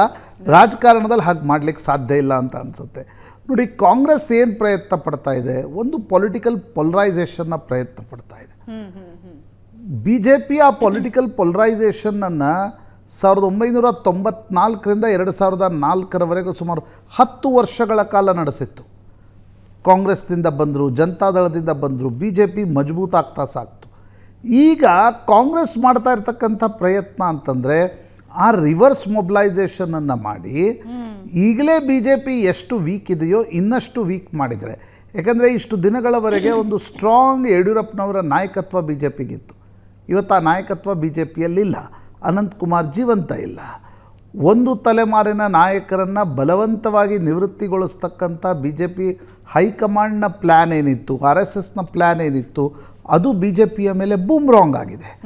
ಆ ಸಂದರ್ಭದಲ್ಲಿ ಯಾವ ನಾಯಕನನ್ನು ನಂಬಿಕೊಂಡು ಅನೇಕ ಪುಢಾರಿಗಳಿದ್ದರು ಅವರು ಕಾಂಗ್ರೆಸ್ನಂಥ ಆಸೆಗಣ್ಣಿನಿಂದ ನೋಡ್ತಾ ಇದ್ದಾರೆ. ಈಗ ಕಾಂಗ್ರೆಸ್ಗೆ ಅನಿಸ್ತಾ ಇದೆ, ಒಂದು ವೇಳೆ ಇಂಡಿವಿಜುವಲಿ ಕೆಪಾಸಿಟಿ ಇರ್ತಕ್ಕಂಥ ನಾಯಕರನ್ನು ಜೊತೆಗೆ ತಂದರೆ ಲೋಕಸಭಾ ಚುನಾವಣೆಯಲ್ಲಿ ಲಾಭ ಆಗುತ್ತೆ. ಎಷ್ಟು ವೋಟ್ ಬರುತ್ತೋ ಬರಲಿ, ಆದರೆ ಲಾಭ ಆಗುತ್ತೆ. ಸರ್ಕಾರ ಇದ್ದಾಗಲೇ BJPಯನ್ನು ಇನ್ನಷ್ಟು ದುರ್ಬಲಗೊಳಿಸ್ಲಿಕ್ಕೆ ಸಾಧ್ಯ ಆದರೆ ನಾಳೆ BJP ಯಾವ ಒಂದು ಪ್ರಬಲ ಶಕ್ತಿಯಾಗಿ ಕರ್ನಾಟಕದಲ್ಲಿ ಹೊರಹೊಮ್ಮಿತ್ತೋ ಅದರ ಒಂದು ಅರ್ಧದಷ್ಟನ್ನಾದರೂ ಅಥವಾ 25% ಕಡಿತಗೊಳಿಸಿದ್ರೆ ಅದರ ನೇರ ಲಾಭ ಕಾಂಗ್ರೆಸ್ಗಾಗತ್ತೆ ಅಂತಕ್ಕಂಥದ್ದು ಲೆಕ್ಕಾಚಾರ. ಆ ಕಾರಣದಿಂದ ಒಂದು ಧ್ರುವೀಕರಣದ ಪ್ರಯತ್ನವನ್ನು Siddaramaiah, D K Shivakumar, Congress high command ಒಟ್ಟೊಟ್ಟಿಗೆ ಮಾಡಲು ಒಂದು ಪ್ರಯತ್ನವನ್ನು ಪಡ್ತಾ ಇದೆ ಅಂತ ಅನಿಸುತ್ತೆ. ಸಿದ್ದರಾಮಯ್ಯನವರು ಅದಕ್ಕೆ ಒಪ್ಪಿಗೆ ಇಲ್ಲ ಅಂತಕ್ಕಂಥದ್ದು ಸಾರ್ವಜನಿಕವಾಗಿ ಚರ್ಚೆ ಆಗ್ತಾಯಿತ್ತು. ಸೋಮಶೇಖರನ್ನು ಡಿ ಕೆ ಶಿವಕುಮಾರ್ ಕರ್ಕೊಂಡು ಬರ್ತಾ ಇದ್ದಾರೆ ಅಂತಕ್ಕಂಥದ್ದು. ಆದರೆ ಇವತ್ತು ಸಿದ್ದರಾಮಯ್ಯನವರು ಇಲ್ಲ, ಯಾರು ಬಂದರೂ ಒಪ್ಪಿಗೆ ಅಂತಕ್ಕಂಥದ್ದನ್ನು ಹೇಳಿದ್ದಾರೆ. ಕೂಡಲೇ ಅಲ್ಲೊಬ್ಬ ಪತ್ರಕರ್ತ ಅವ್ರಿಗೆ ಪ್ರಶ್ನೆ ಕೇಳ್ತಾರೆ, ರಮೇಶ್ ಜಾರಕಿಹೊಳಿಯವ್ರನ್ನ ಕರ್ಕೊಂಬರ್ತೀರಾ ಅಂತ. ಸಿದ್ದರಾಮಯ್ಯನವರು ಅದಕ್ಕೆ ಉತ್ತರ ಕೊಡೋದೇ ಮುಂದೆ ಹೋಗ್ತಾರೆ. ಅಂದರೆ ಕಾಂಗ್ರೆಸ್ನಲ್ಲಿ ಈ ಧ್ರುವೀಕರಣದ ಪಾಲಿಟಿಕ್ಸ್ನಲ್ಲಿ ಸಿದ್ದರಾಮಯ್ಯನವರು ಕೆಲವರನ್ನು ಕರ್ಕೊಂಡು ಬರೋ ಪ್ರಯತ್ನ ಮಾಡ್ಬೋದು, ಡಿ ಕೆ ಶಿವಕುಮಾರ್ ಕೂಡ ಕೆಲವರನ್ನು ಕರ್ಕೊಂಡು ಬರೋ ಪ್ರಯತ್ನ ಮಾಡಬಹುದು ಅಂತ ಅನಿಸುತ್ತೆ. ಆದರೆ ಎಲ್ಲೂ ಕೂಡ ನೋಡಿ, ಲೋಕಸಭಾ ಚುನಾವಣೆಯಲ್ಲಿ ಎಷ್ಟು ಲಾಭ ಆಗುತ್ತೆ ಅಂತಕ್ಕಂಥದ್ದು ಕಾಂಗ್ರೆಸ್ಗೆ ಮುಖ್ಯ. ಕರೆಕ್ಟ್. ಈ ಚುನಾವಣೆ, ಈ 23ರ ವಿಧಾನಸಭಾ ಚುನಾವಣೆ ಗೆದ್ದ ನಂತರ ಏನೊಂದು ಸರ್ಕಾರ ಬಂದಿದೆ, ಅದರ ಮೊದಲ ಲಿಟ್ಮಸ್ ಟೆಸ್ಟ್ ನಡೆಯೋದು ಲೋಕಸಭಾ ಚುನಾವಣೆ. ಎಷ್ಟು ಹೆಚ್ಚು ಸೀಟ್ಗಳನ್ನು ಕಾಂಗ್ರೆಸ್ ಗೆದ್ದು ಕೊಡುತ್ತೋ ಕಾಂಗ್ರೆಸ್ನ ಇಂಟರ್ನಲ್ ಪಾಲಿಟಿಕ್ಸ್ ಕೂಡ ಅದರ ಮೇಲೆ ನಿರ್ಭರವಾಗಿರುತ್ತೆ. ಎಸ್, ನನ್ನ ಪ್ರಶ್ನೆ ಅದೇ ಆಗಿತ್ತು ಪ್ರಶಾಂತ್. ಯಾರ ತಕ್ಕಡಿ ಹೆಚ್ಚು ತೂಗುತ್ತೆ ಅನ್ನೋದರ ಡೆವಲಪ್ಮೆಂಟ್ ಇದು, ಅದರ ಬೆಳವಣಿಗೆನ ಇದು ಅನ್ನೋದು ಒಂದು ಪ್ರಶ್ನೆ ಆಗಿತ್ತು. ಅಂದರೆ ಇವಾಗ 2.5 ವರ್ಷ ಅಂತ ಒಂದೇನು ಕ್ಯಾಲ್ಕುಲೇಷನ್ ಕಾಂಗ್ರೆಸ್ ವಲಯದಲ್ಲಿ ನಡೀತಾ ಇದೆ, ಆ ಹಿನ್ನೆಲೆಯಲ್ಲೂ ಕೂಡ ಮುಂದಿನ ಲೋಕಸಭಾ ಎಲೆಕ್ಷನ್ ಬಹಳ ಮುಖ್ಯ ಅಂತ ಅನ್ನಿಸ್ಕೊಳ್ಳುತ್ತೆ. ಸೊ ಸಿದ್ದರಾಮಯ್ಯ ಅವರು ತಮ್ಮ ಅಖಾಡದ ಪ್ಲಾನ್ಸನ್ನು ಮುಂದುವರಿಸ್ಕೊಂಡು ಹೋಗ್ತಿದ್ದಾರಾ ಅನ್ನೋದು ಒಂದು ಪ್ರಶ್ನೆ. ಎರಡನೆಯದಾಗಿ, ಲೋಕಸಭೆಯಲ್ಲಿ ಮೋದಿ ಅಲೆ ಹೆಚ್ಚಾಗಿದೆ. ಇವಾಗ ಕೆಲವೇ ದಿನಗಳ ಹಿಂದೆ ಕೆಲವೊಂದು ಸರ್ವೆಗಳಾದವು, ಅದರಲ್ಲಿ BJP ಹೆಚ್ಚಿನ ಸ್ಥಾನಗಳು ಪಡ್ಕೊಳ್ಳುತ್ತೆ ಅಂತ ಇತ್ತು. ಅದರ ಹಿನ್ನೆಲೆಯಲ್ಲೂ ಸಿದ್ದರಾಮಯ್ಯ ಅವರು ಈ ಓಪನ್ ಆಫರ್ ಕೊಡ್ತಿದ್ದಾರೆ. ವಲಸಿಗ ಶಾಸಕರು BJPಯಲ್ಲಿ ಯಾರಿದ್ದಾರೋ ಅಥವಾ ಬೇರೆ JDSನಲ್ಲಿ ಯಾರಿದ್ದಾರೋ ಎಲ್ಲರೂ ಬರಲಿ ಅನ್ನೋ ಆಫರನ್ನು ಕೊಡ್ತಿದ್ದಾರೆ. ನೋಡಿ ಭಾವನಾ, ಅನೇಕ ಬಾರಿ ಏನಾಗುತ್ತೆ, ಎರಡು ಪವರ್ ಸೆಂಟರ್ಗಳಿದ್ದಾಗ ಸರ್ಕಾರ ಮತ್ತು ಪಕ್ಷಕ್ಕೆ ಹಾನಿ ಆಗುತ್ತೆ. ಬಟ್ ಇಂಟ್ರೆಸ್ಟಿಂಗ್ಲಿ ಕರ್ನಾಟಕದಲ್ಲಿ ಈ 2 ಪವರ್ ಸೆಂಟರ್, 2 ಬಿಟ್ಟು ಇನ್ನೊಂದು ಪವರ್ ಸೆಂಟರ್ ದಿಲ್ಲಿಯಲ್ಲಿದೆ, ಮಲ್ಲಿಕಾರ್ಜುನ್ ಖರ್ಗೆ. ಈ 3 ಪವರ್ ಸೆಂಟರ್ಗಳಿಂದ ಕಾಂಗ್ರೆಸ್ಗೆ ನಷ್ಟಕ್ಕಿಂತ ಜಾಸ್ತಿ ಲಾಭ ಆಗಿದೆ. ನೀವು ವಿಧಾನಸಭಾ ಚುನಾವಣೆಯಲ್ಲಿ ಕೂಡ ತೆಗೆದುಕೊಂಡಾಗ ಅನೇಕರು ಹೇಳ್ತಾ ಇದ್ರು, ಇಲ್ಲ ಇವ್ರ ನಡುವೆ ಜಗಳ ಆಗುತ್ತೆ, ಎಲ್ಲ ನುಕ್ಸಾನಾಗತ್ತೆ ಅಂತಕ್ಕಂಥದ್ದು. ಹಾಗಾಗಲಿಲ್ಲ. ಅದಕ್ಕೆ ಪ್ರಮುಖವಾಗಿರ್ತಕ್ಕಂಥ ಕಾರಣ ಜಾತಿಯಿಂದ ಕೂಡ different communities coming together, number 1. Number 2, ಏನಕ್ಕೇನ ನಂಬರ್ಸನ್ನು, ನ್ಯೂಮರಿಕಲ್ ಸ್ಟ್ರೆಂತನ್ನು ಜಾಸ್ತಿ ಮಾಡಿದರೆ ಮಾತ್ರ ನಮಗೊಂದು ಪೊಲಿಟಿಕಲ್ ಪವರ್ನಲ್ಲಿ ಹೆಚ್ಚು ಸಿಗುತ್ತೆ ಅನ್ನೋದಿರೋದ್ರಿಂದ ಡಿ ಕೆ ಶಿವಕುಮಾರ್, ಸಿದ್ದರಾಮಯ್ಯ, ಮಲ್ಲಿಕಾರ್ಜುನ್ ಖರ್ಗೆ ತಮ್ಮ ದೃಷ್ಟಿಯಿಂದ ಕಾಂಟ್ರಿಬ್ಯೂಟ್ ಮಾಡ್ತಾ ಇದ್ದಾರೆ. ಎಲ್ಲೂ ಕೂಡ ಒಬ್ಬರನ್ನು ಇನ್ನೊಬ್ಬರು ಸೆಳೆಯುವ ಪ್ರಯತ್ನವನ್ನು, ಒಬ್ಬರದನ್ನು ಇನ್ನೊಬ್ಬರು ಎಳೆದುಕೊಳ್ಳುವ ಪ್ರಯತ್ನ ಇಲ್ಲಿಯವರೆಗಂತೂ ನಡೆದಿಲ್ಲ. ಮುಂದೆ ಏನಾಗುತ್ತೆ ಅನ್ನೋದನ್ನು ನಾವು ಈಗಲೇ ಹೇಳಿಕ್ಕೆ ಸಾಧ್ಯ ಇಲ್ಲ. 2.5 ವರ್ಷದ ನಂತರ ಏನಾಗುತ್ತೆ, ಡಿ ಕೆ ಶಿವಕುಮಾರ್ ಏನು ಮಾಡ್ತಾರೆ, ಸಿದ್ದರಾಮಯ್ಯನವರು ಆಗೇನು ಮಾಡ್ತಾರೆ, ಅದು ಮುಂದಿನ ಪ್ರಶ್ನೆ. ಆದರೆ ವಿಧಾನಸಭಾ ಚುನಾವಣೆಯಲ್ಲಂತೂ ಕಂಡು ಬಂತು, ಸಿದ್ದರಾಮಯ್ಯನವರ ನಾಯಕತ್ವ ವೋಟ್ ತಂತು, ಡಿ ಕೆ ಶಿವಕುಮಾರ್ ಸಂಘಟನೆಯ ಮೇಲೆ ಹಿಡಿತ ಸಾಧಿಸಿದ್ರು, ಇಬ್ಬರು ಒಬ್ರಿಗೊಬ್ಬರು ಕಾಂಪ್ಲಿಮೆಂಟ್ ಆದರು. ಮಲ್ಲಿಕಾರ್ಜುನ್ ಖರ್ಗೆ AICC ಅಧ್ಯಕ್ಷರಾಗಿದ್ದರಿಂದ ಇಲ್ಲಿಯವರೆಗೇನು ಕರ್ನಾಟಕದ ಪರಿಸ್ಥಿತಿ ಹೈಕಮಾಂಡ್ ಗೊತ್ತಿಲ್ಲ, ಯಾರೋ ಹೋಗಿ ಹೇಳ್ತಾರೆ ಅಂತಕ್ಕಂಥದ್ದಿತ್ತು. ಮಲ್ಲಿಕಾರ್ಜುನ್ ಖರ್ಗೆ ಅಲ್ಲಿರುವ ಕಾರಣದಿಂದ ಕರ್ನಾಟಕದ ಸ್ಟ್ರಾಟಜಿಗಳು ರಿಯಲ್ ಟೈಮಲ್ಲೂ ಕೂಡ ಫಾರ್ಮ್ ಆದವು. ಅದು ಕಾಂಗ್ರೆಸ್ಗೆ ಲಾಭ ಆಯಿತು. ಈಗಲೂ ಕೂಡ ನೋಡಿ, ಈಗ ರಮೇಶ್ ಜಾರಕಿಹೊಳಿ, ಸಿದ್ದರಾಮಯ್ಯನವರಿಗೆ ಜಾರಕಿಹೊಳಿ ಕುಟುಂಬದ ಜೊತೆಗೆ ಒಂದು ಆತ್ಮೀಯ ಸಂಬಂಧಗಳಿವೆ. ಸಿದ್ದರಾಮಯ್ಯ ಮತ್ತು ಡಿ ಕೆ ಶಿವಕುಮಾರ್ ನಡುವೆ ಒಂದು ವಿಷಯದಲ್ಲಿ ಭಿನ್ನಾಭಿಪ್ರಾಯ ಇಲ್ಲ. ಅವ್ರಿಗೆ ಅನೇಕ ವಿಷಯಗಳೆಲ್ಲ ಅವ್ರ ನಡುವೆ ಭಿನ್ನಾಭಿಪ್ರಾಯಗಳಿರ್ಬೋದು. ಒಂದು ವಿಷಯದಲ್ಲಿ ಒಮ್ಮತಾಭಿಪ್ರಾಯ ಇರೋದು JDS-ಅನ್ನು ವೀಕ್ ಮಾಡಬೇಕು ಅಂತ. ಸಿದ್ದರಾಮಯ್ಯನವರು JDS-ನಿಂದ ಬಂದವರು, ಹೀಗಾಗಿ ನಾನೇ ಮುಖ್ಯಮಂತ್ರಿ ಆದಾಗ ವೀಕ್ ಮಾಡಿದೆ ಅನ್ನೋದು ಒಂದು ಸಿದ್ದರಾಮಯ್ಯನವ್ರಿಗೊಂದು ಬೂಸ್ಟಿಂಗ್ ಪಾಯಿಂಟ್. ಆದರೆ ಡಿ ಕೆ ಶಿವಕುಮಾರ್ಗೆ ಅನ್ನಿಸ್ತಿದೆ, ನನ್ನ ಫ್ಯೂಚರ್ ಪಾಲಿಟಿಕ್ಸ್ ಓಪನ್ ಆಗಬೇಕಾದ್ರೆ, ನಾನು ಮಾಸ್ ಲೀಡರ್ ಆಗಬೇಕಾದ್ರೆ JDS ಶಿಥಿಲಗೊಳ್ಬೇಕು. JDS ಎಷ್ಟು ಶಿಥಿಲಗೊಳ್ಳುತ್ತೆ ಅಷ್ಟು ಒಕ್ಕಲಿಗರ ಮತಗಳನ್ನು ತಾನು ತೆಗೆದುಕೊಳ್ಳಬಹುದು ಅಂತಕ್ಕಂಥದ್ದು ಡಿ ಕೆ ಶಿವಕುಮಾರ್ ಲೆಕ್ಕಾಚಾರ. ಆ ಕಾರಣದಿಂದ ಕೂಡ ಇಬ್ಬರು ಒಂದು ಕಡೆ BJPಯನ್ನು ಎಷ್ಟು ಸಾಧ್ಯವೋ ಅಷ್ಟು ಶಿಥಿಲಗೊಳಿಸ್ತಕ್ಕಂಥದ್ದು, ಇನ್ನೊಂದು ಕಡೆ JDS-ಅನ್ನು, ಶಾಸಕರನ್ನು ಸೆಳೆಯುವ ಪ್ರಯತ್ನ. ಅಲ್ಲಿ ಮಾಜಿ ಶಾಸಕರಿಗಿಂತ ಅಲ್ಲಿ ಹಾಲಿ ಶಾಸಕರನ್ನು ಎಷ್ಟು ಸೆಳೀತಾರೆ ಅಂತಕ್ಕಂಥದ್ದು ಮುಖ್ಯ ಆಗುತ್ತೆ. ಹಳೆ ಮೈಸೂರು ಭಾಗದ 11 ಕ್ಷೇತ್ರಗಳೇನಿವೆ, ಬೆಂಗಳೂರು ಬಿಟ್ಟರೆ 8 ಕ್ಷೇತ್ರಗಳು ಬರ್ತವೆ. ಆ 8 ಕ್ಷೇತ್ರಗಳಲ್ಲಿ ಎಷ್ಟು ಸಾಧ್ಯವೋ ಅಷ್ಟು ಸೀಟ್ಗಳನ್ನು ಗೆಲ್ಲುವ ಪ್ರಯತ್ನದ ಭಾಗವಾಗಿ ಕೂಡ JDS-ನ ಶಿಥಿಲತೆಯ ಪ್ಲ್ಯಾನನ್ನು ಕಾಂಗ್ರೆಸ್ ಹೆಣಿತಾ ಇದೆ. ಎಷ್ಟು ವರ್ಕೌಟ್ ಆಗುತ್ತೆ ಗೊತ್ತಿಲ್ಲ. ಈಗ ಒಂದು ವೇಳೆ BJP JDS, ನನಗೆ ಮೊನ್ನೆ ಒಬ್ಬ ಕಾಂಗ್ರೆಸ್ ನಾಯಕರು ಹೇಳ್ತಾಯಿದ್ರು, BJP JDS ಮೈತ್ರಿ ಇಷ್ಟರವರೆಗೆ ಆಗಿದ್ದರೆ JDS-ನ ಶಾಸಕರು ಬಂದುಬಿಡ್ತಾ ಇದ್ರೇನೋ, ಈಗ ಪ್ರೊಸೆಸ್ ಸ್ಲೋ ಆಗಿದೆ ಅಂತ. ಆ ಪ್ರಯತ್ನ ನಡೀತಾ ಇದೆ ಅಂತ ಅನಿಸುತ್ತೆ. ಅದು ಎಷ್ಟರ ಮಟ್ಟಿಗೆ ಸಫಲ ಆಗತ್ತೆ, ಎಷ್ಟರ ಮಟ್ಟಿಗೆ JDS-ನ ಶಾಸಕರು ಹೊಡಿತಾರೆ, ಅಥವಾ ಇದೊಂದು ರೀತಿಯಾಗಿರ್ತಕ್ಕಂಥ ಊಹಾಪೋಹಗಳನ್ನು ಕಾಂಗ್ರೆಸ್ ಹರಿಬಿಡ್ತಾ ಇದೆ, JDS-ನ ದ್ವಂದ್ವ ಹೆಚ್ಚಲಿ ಎನ್ನುವ ಕಾರಣಕ್ಕೋಸ್ಕರ, ವಿ ಡೋಂಟ್ ನೋ. ಪ್ರಾಯಶಃ ಆ ಒಂದು ಸ್ಥಿತಿ ಬರುವವರೆಗೂ ಕೂಡ ಅದನ್ನು ಸ್ಪೆಕ್ಯುಲೇಟ್ ಮಾಡ್ಬೋದೇ ಹೊರತು ಹೀಗೆ ಆಗತ್ತೆ ಅಂತ ಹೇಳಲಿಕ್ಕೆ ಯಾರು ಕೊಡೋದು ಸಾಧ್ಯ ಇಲ್ಲ. ಇದರ ಜೊತೆಗೆ BJPಯಲ್ಲಿ ನಾಯಕತ್ವವೇ, ರಾಜ್ಯದಲ್ಲಿ ನಾಯಕತ್ವವೇ ಇಲ್ಲದೆ ಇರೋದು ಈಗ ಓಪನ್ ಆಫರ್. ಸಿದ್ದರಾಮಯ್ಯ ಅವರು ಹೇಳ್ತಿದ್ದಾರೆ, ಕೇವಲ ವಲಸಿಗರು ಮಾತ್ರ ಅಲ್ಲ, ನಿಮ್ಗೆ ಯಾರ್ಯಾರು ಇಷ್ಟ ಇದೆಯೋ ನಮ್ಮ ತತ್ವ ಸಿದ್ಧಾಂತ ಒಪ್ಕೊಳ್ಳೋರು ಎಲ್ಲರೂ ಬನ್ನಿ ಅಂತ. ಮತ್ತಷ್ಟು ವೀಕ್ ಮಾಡ್ತಾ ಹೋಗುತ್ತಾ ಈ ಹೇಳಿಕೆಯ ಹಿನ್ನೆಲೆ ಅಂತ ನೋಡ್ತಾ ಹೋಗೋದಾದ್ರೆ, ಯಾರು ವಲಸಿಗರಿದ್ದಾರೆ, ಜೊತೆಗೆ ಹೊಸಬರು ಯಾರು ಬರಬೇಕು ಅಂದ್ಕೊಳ್ತಿದ್ದಾರೆ, BJP ಕಥೆ ಏನು ಅಂತ ನೋಡಿ. BJPಯ ಹೈಕಮಾಂಡ್ಗೆ ಅನಿಸ್ತಾ ಇರ್ತಕ್ಕಂಥದ್ದು, ರಾಜ್ಯ ನಾಯಕರು ಹೇಗೂ ವಿಧಾನಸಭಾ ಚುನಾವಣೆಯನ್ನು ಗೆಲ್ಲಿಸ್ಕೊಟ್ಟಿಲ್ಲ. ಯಡಿಯೂರಪ್ಪನವರ ನಾಯಕತ್ವವನ್ನು ನಿವೃತ್ತಿಯ ಅಂಚಿನ ನಿವೃತ್ತಿಗೆ ಹೆಚ್ಚು ಕಡಿಮೆ ನಿವೃತ್ತಿಯಾಗಿದ್ದಾರೆ. ಆ ಪರಿಸ್ಥಿತಿಯಲ್ಲಿ ಒಂದು ಹೊಸ ನಾಯಕತ್ವವನ್ನು ಈಗ ಘೋಷಿಸಿ ಆಂತರಿಕ ಜಗಳವನ್ನು ಹೆಚ್ಚಿಗೆ ಮಾಡಿಕೊಳ್ಳೋದಕ್ಕಿಂತ ಲೋಕಸಭಾ ಚುನಾವಣೆಯೇ ಮೋದಿ ಹೆಸರಿನ ಮೇಲೆ ನಡೀಬೇಕಾದ್ರೆ ಸ್ಥಳೀಯ ನಾಯಕತ್ವ ಎಷ್ಟು ಪರಿಣಾಮ ಬೀರಬಹುದು ಅಂತಕ್ಕಂಥದ್ದು ಹೈಕಮಾಂಡ್ನ ಪ್ರಶ್ನೆ ಇದ್ದ ಹಾಗೆ ಕಾಣ್ತಾ ಇದೆ. ಇಲ್ಲಾಂದರೆ 3 ತಿಂಗಳು ಯಾಕೆ ಸುಮ್ಮನೆ ಇರ್ತಾರೆ ಅನ್ನುವ ಪ್ರಶ್ನೆ. ರಾಜ್ಯ ನಾಯಕರಲ್ಲೂ ಕೂಡ ಇವತ್ತಿನ ಪರಿಸ್ಥಿತಿ ನೋಡಿ, ಯಡಿಯೂರಪ್ಪನವರ ನಾಯಕತ್ವ ಅನಂತಕುಮಾರ್ಗೂ ಮಾನ್ಯ ಇತ್ತು, ಸದಾನಂದ ಗೌಡರಿಗೂ ಮಾನ್ಯ ಇತ್ತು, ಜಗದೀಶ್ ಶೆಟ್ಟರಿಗೂ ಮಾನ್ಯ ಇತ್ತು, ಯತ್ನಾಳ್ರಿಗೂ ಮಾನ್ಯ ಇತ್ತು, ಈಶ್ವರಪ್ಪನವ್ರಿಗೂ ಇತ್ತು, ರಾಮಚಂದ್ರ ಗೌಡರಿಗೂ ಇತ್ತು, RSSಗೂ ಅದು ಮಾನ್ಯ ಇತ್ತು. ಯಡಿಯೂರಪ್ಪನವರ ಸೀನಿಯಾರಿಟಿ ಬಗ್ಗೆ ಎಂದೂ ಪ್ರಶ್ನೆ ಇರಲಿಲ್ಲ. ಕೆಲ ಸಂದರ್ಭದಲ್ಲಿ ಭಿನ್ನಾಭಿಪ್ರಾಯಗಳು ಬಂದಿದ್ದು ಅವರ ಕಾರ್ಯಶೈಲಿಯ ಕಾರಣದಿಂದ, ಬಟ್ ಸೀನಿಯಾರಿಟಿಗೆ ಎಂದೂ ಪ್ರಶ್ನೆ ಇರಲಿಲ್ಲ. ಇವತ್ತು ಕರ್ನಾಟಕದ BJP ಸಮಸ್ಯೆ ಏನು? ಬೊಮ್ಮಾಯಿ ನಾಯಕತ್ವ ಯತ್ನಾಳ್ಗೆ ಮಾನ್ಯ ಇಲ್ಲ, ಮುಖ್ಯಮಂತ್ರಿ ಆದಾಗ ಬೇರೆ, ಈಗ ಬೊಮ್ಮಾಯಿ ನಾಯಕತ್ವ ಯತ್ನಾಳ್ರಿಗೆ ಮಾನ್ಯ ಇಲ್ಲ. ಸಿ ಟಿ ರವಿಗೆ ರಾಜ್ಯ ಅಧ್ಯಕ್ಷ ಸ್ಥಾನ ವಹಿಸಿದರೆ ಅದು ಯಡಿಯೂರಪ್ಪನವರಿಗೆ ಒಪ್ಪಿಗೆ ಇಲ್ಲ. ಪ್ರಹ್ಲಾದ್ ಜೋಶಿ ನಾಯಕತ್ವ ಬೇರೆ ಬೇರೆ ಕಾರಣಗಳಿಂದ ಉಳಿದ ರಾಜ್ಯ ನಾಯಕರು ಒಪ್ತಾ ಇಲ್ಲ. ಆರ್ ಅಶೋಕ್ರ ನಾಯಕತ್ವಕ್ಕೆ ಅನೇಕ ಒಕ್ಕಲಿಗ ನಾಯಕರಿದೆ. ಡಾಕ್ಟರ್ ಅಶ್ವಥ್ ನಾರಾಯಣನೇ ಆರ್ ಅಶೋಕ್ರ ನಾಯಕತ್ವವನ್ನು ಒಪ್ಪಿಕೊಳ್ಳಲ್ಲ. ಬಿ ಎಲ್ ಸಂತೋಷ್ ಹೆಸರಿಗೆ ನಾನಾ ಕಾರಣಗಳಿಂದ ಸ್ಪಷ್ಟವಾಗಿರ್ತಕ್ಕಂಥ ವಿರೋಧ ಬಿ ಜೆ ಪಿಯ ರಾಜ್ಯ ನಾಯಕರಿಗಿದೆ. ಅಂದರೆ ಯಾರ ನಾಯಕತ್ವವನ್ನು ಘೋಷಿಸಿದ್ರೂ ಕೂಡ ಉಳಿದವರು ಇಲ್ಲ ಬಂದು ನಾವು ಅವರನ್ನು ಸಪೋರ್ಟ್ ಮಾಡ್ತೀವಿ ಅಂತಕ್ಕಂಥ ಸ್ಥಿತಿ ಇವತ್ತು ರಾಜ್ಯ ಬಿ ಜೆ ಪಿಯಲ್ಲಿಲ್ಲ. ಈಗ ಶೋಭಾ ಕರಂದ್ಲಾಜೆರನ್ನು ಅಧ್ಯಕ್ಷ ಮಾಡಿದರೆ ಆರ್ ಅಶೋಕ್ ಆಗಲೇ ಡಿಸ್ಟರ್ಬ್ ಆಗಿಬಿಟ್ಟಿದ್ರು. ಸಿ ಟಿ ರವಿ ಹೆಸರು ಬಂದ ತಕ್ಷಣ, ಶೋಭಾ ಕರಂದ್ಲಾಜೆ ಹೆಸರು ಬಂದ ತಕ್ಷಣ, ಸಿ ಟಿ ರವಿ ಹೆಸರು ಬಂದ ತಕ್ಷಣ ಆರ್ ಅಶೋಕ್ ಡಿಸ್ಟರ್ಬ್ ಆಗಿದ್ರು. ಆ ಕಾರಣದಿಂದ ಕರ್ನಾಟಕದ ಬಿ ಜೆ ಪಿಯಲ್ಲಿ ಒಂದು ಸಮಸ್ಯೆ ಇದೆ. ಯಾರ ನಾಯಕತ್ವವನ್ನು ನ್ಯಾಚುರಲ್ ಲೀಡರ್ಶಿಪ್ ಇಲ್ಲ. ನೀವೀಗ ಲೀಡರ್ಶಿಪ್ಪನ್ನು ಘೋಷಿಸಬೇಕು, ಅವರು ಅದನ್ನು ಹಂತ ಹಂತವಾಗಿ ಕೈಗೆ ತೆಗೆದುಕೊಳ್ಬೇಕು. ಹೀಗಾಗಿ ಹೈಕಮಾಂಡ್ಗೆ ಅನಿಸ್ತಾ ಇದೆ ಚುನಾವಣೆಯೇ ಮೋದಿ ಹೆಸರಿನ ಮೇಲೆ ನಡಿಬೇಕಾದ್ರೆ ಈಗ ಅನಗತ್ಯ ಗೊಂದಲಗಳನ್ನು ಮಾಡ್ಕೊಳ್ಳೋದ್ರಲ್ಲಿ ಏನು ಅರ್ಥ ಇದೆ ಅಂತಕ್ಕಂಥದ್ದು. ಆ ಕಾರಣದಿಂದ ಕೂಡ ತಡ ಆಗ್ತಾ ಇದೆ ಅನಿಸುತ್ತೆ. ನೋಡಿ, ಮಾಜಿ ಶಾಸಕರನ್ನು ಸೆಳೆದಾಕ್ಷಣ ಮೋದಿ ಹೆಸರಿನ ಮೇಲೆ ಓಟ್ ಕೊಡೋರು ಕೊಡಲ್ವಾ, ಇದು ಒಂದು ಪ್ರಶ್ನೆ. ಇನ್ನೊಂದು ಪ್ರಶ್ನೆ ಪ್ರಾಯಶಃ ಲೋಕಸಭಾ ಚುನಾವಣೆಯ ಸಂದರ್ಭದಲ್ಲಿ ಬರುತ್ತೆ.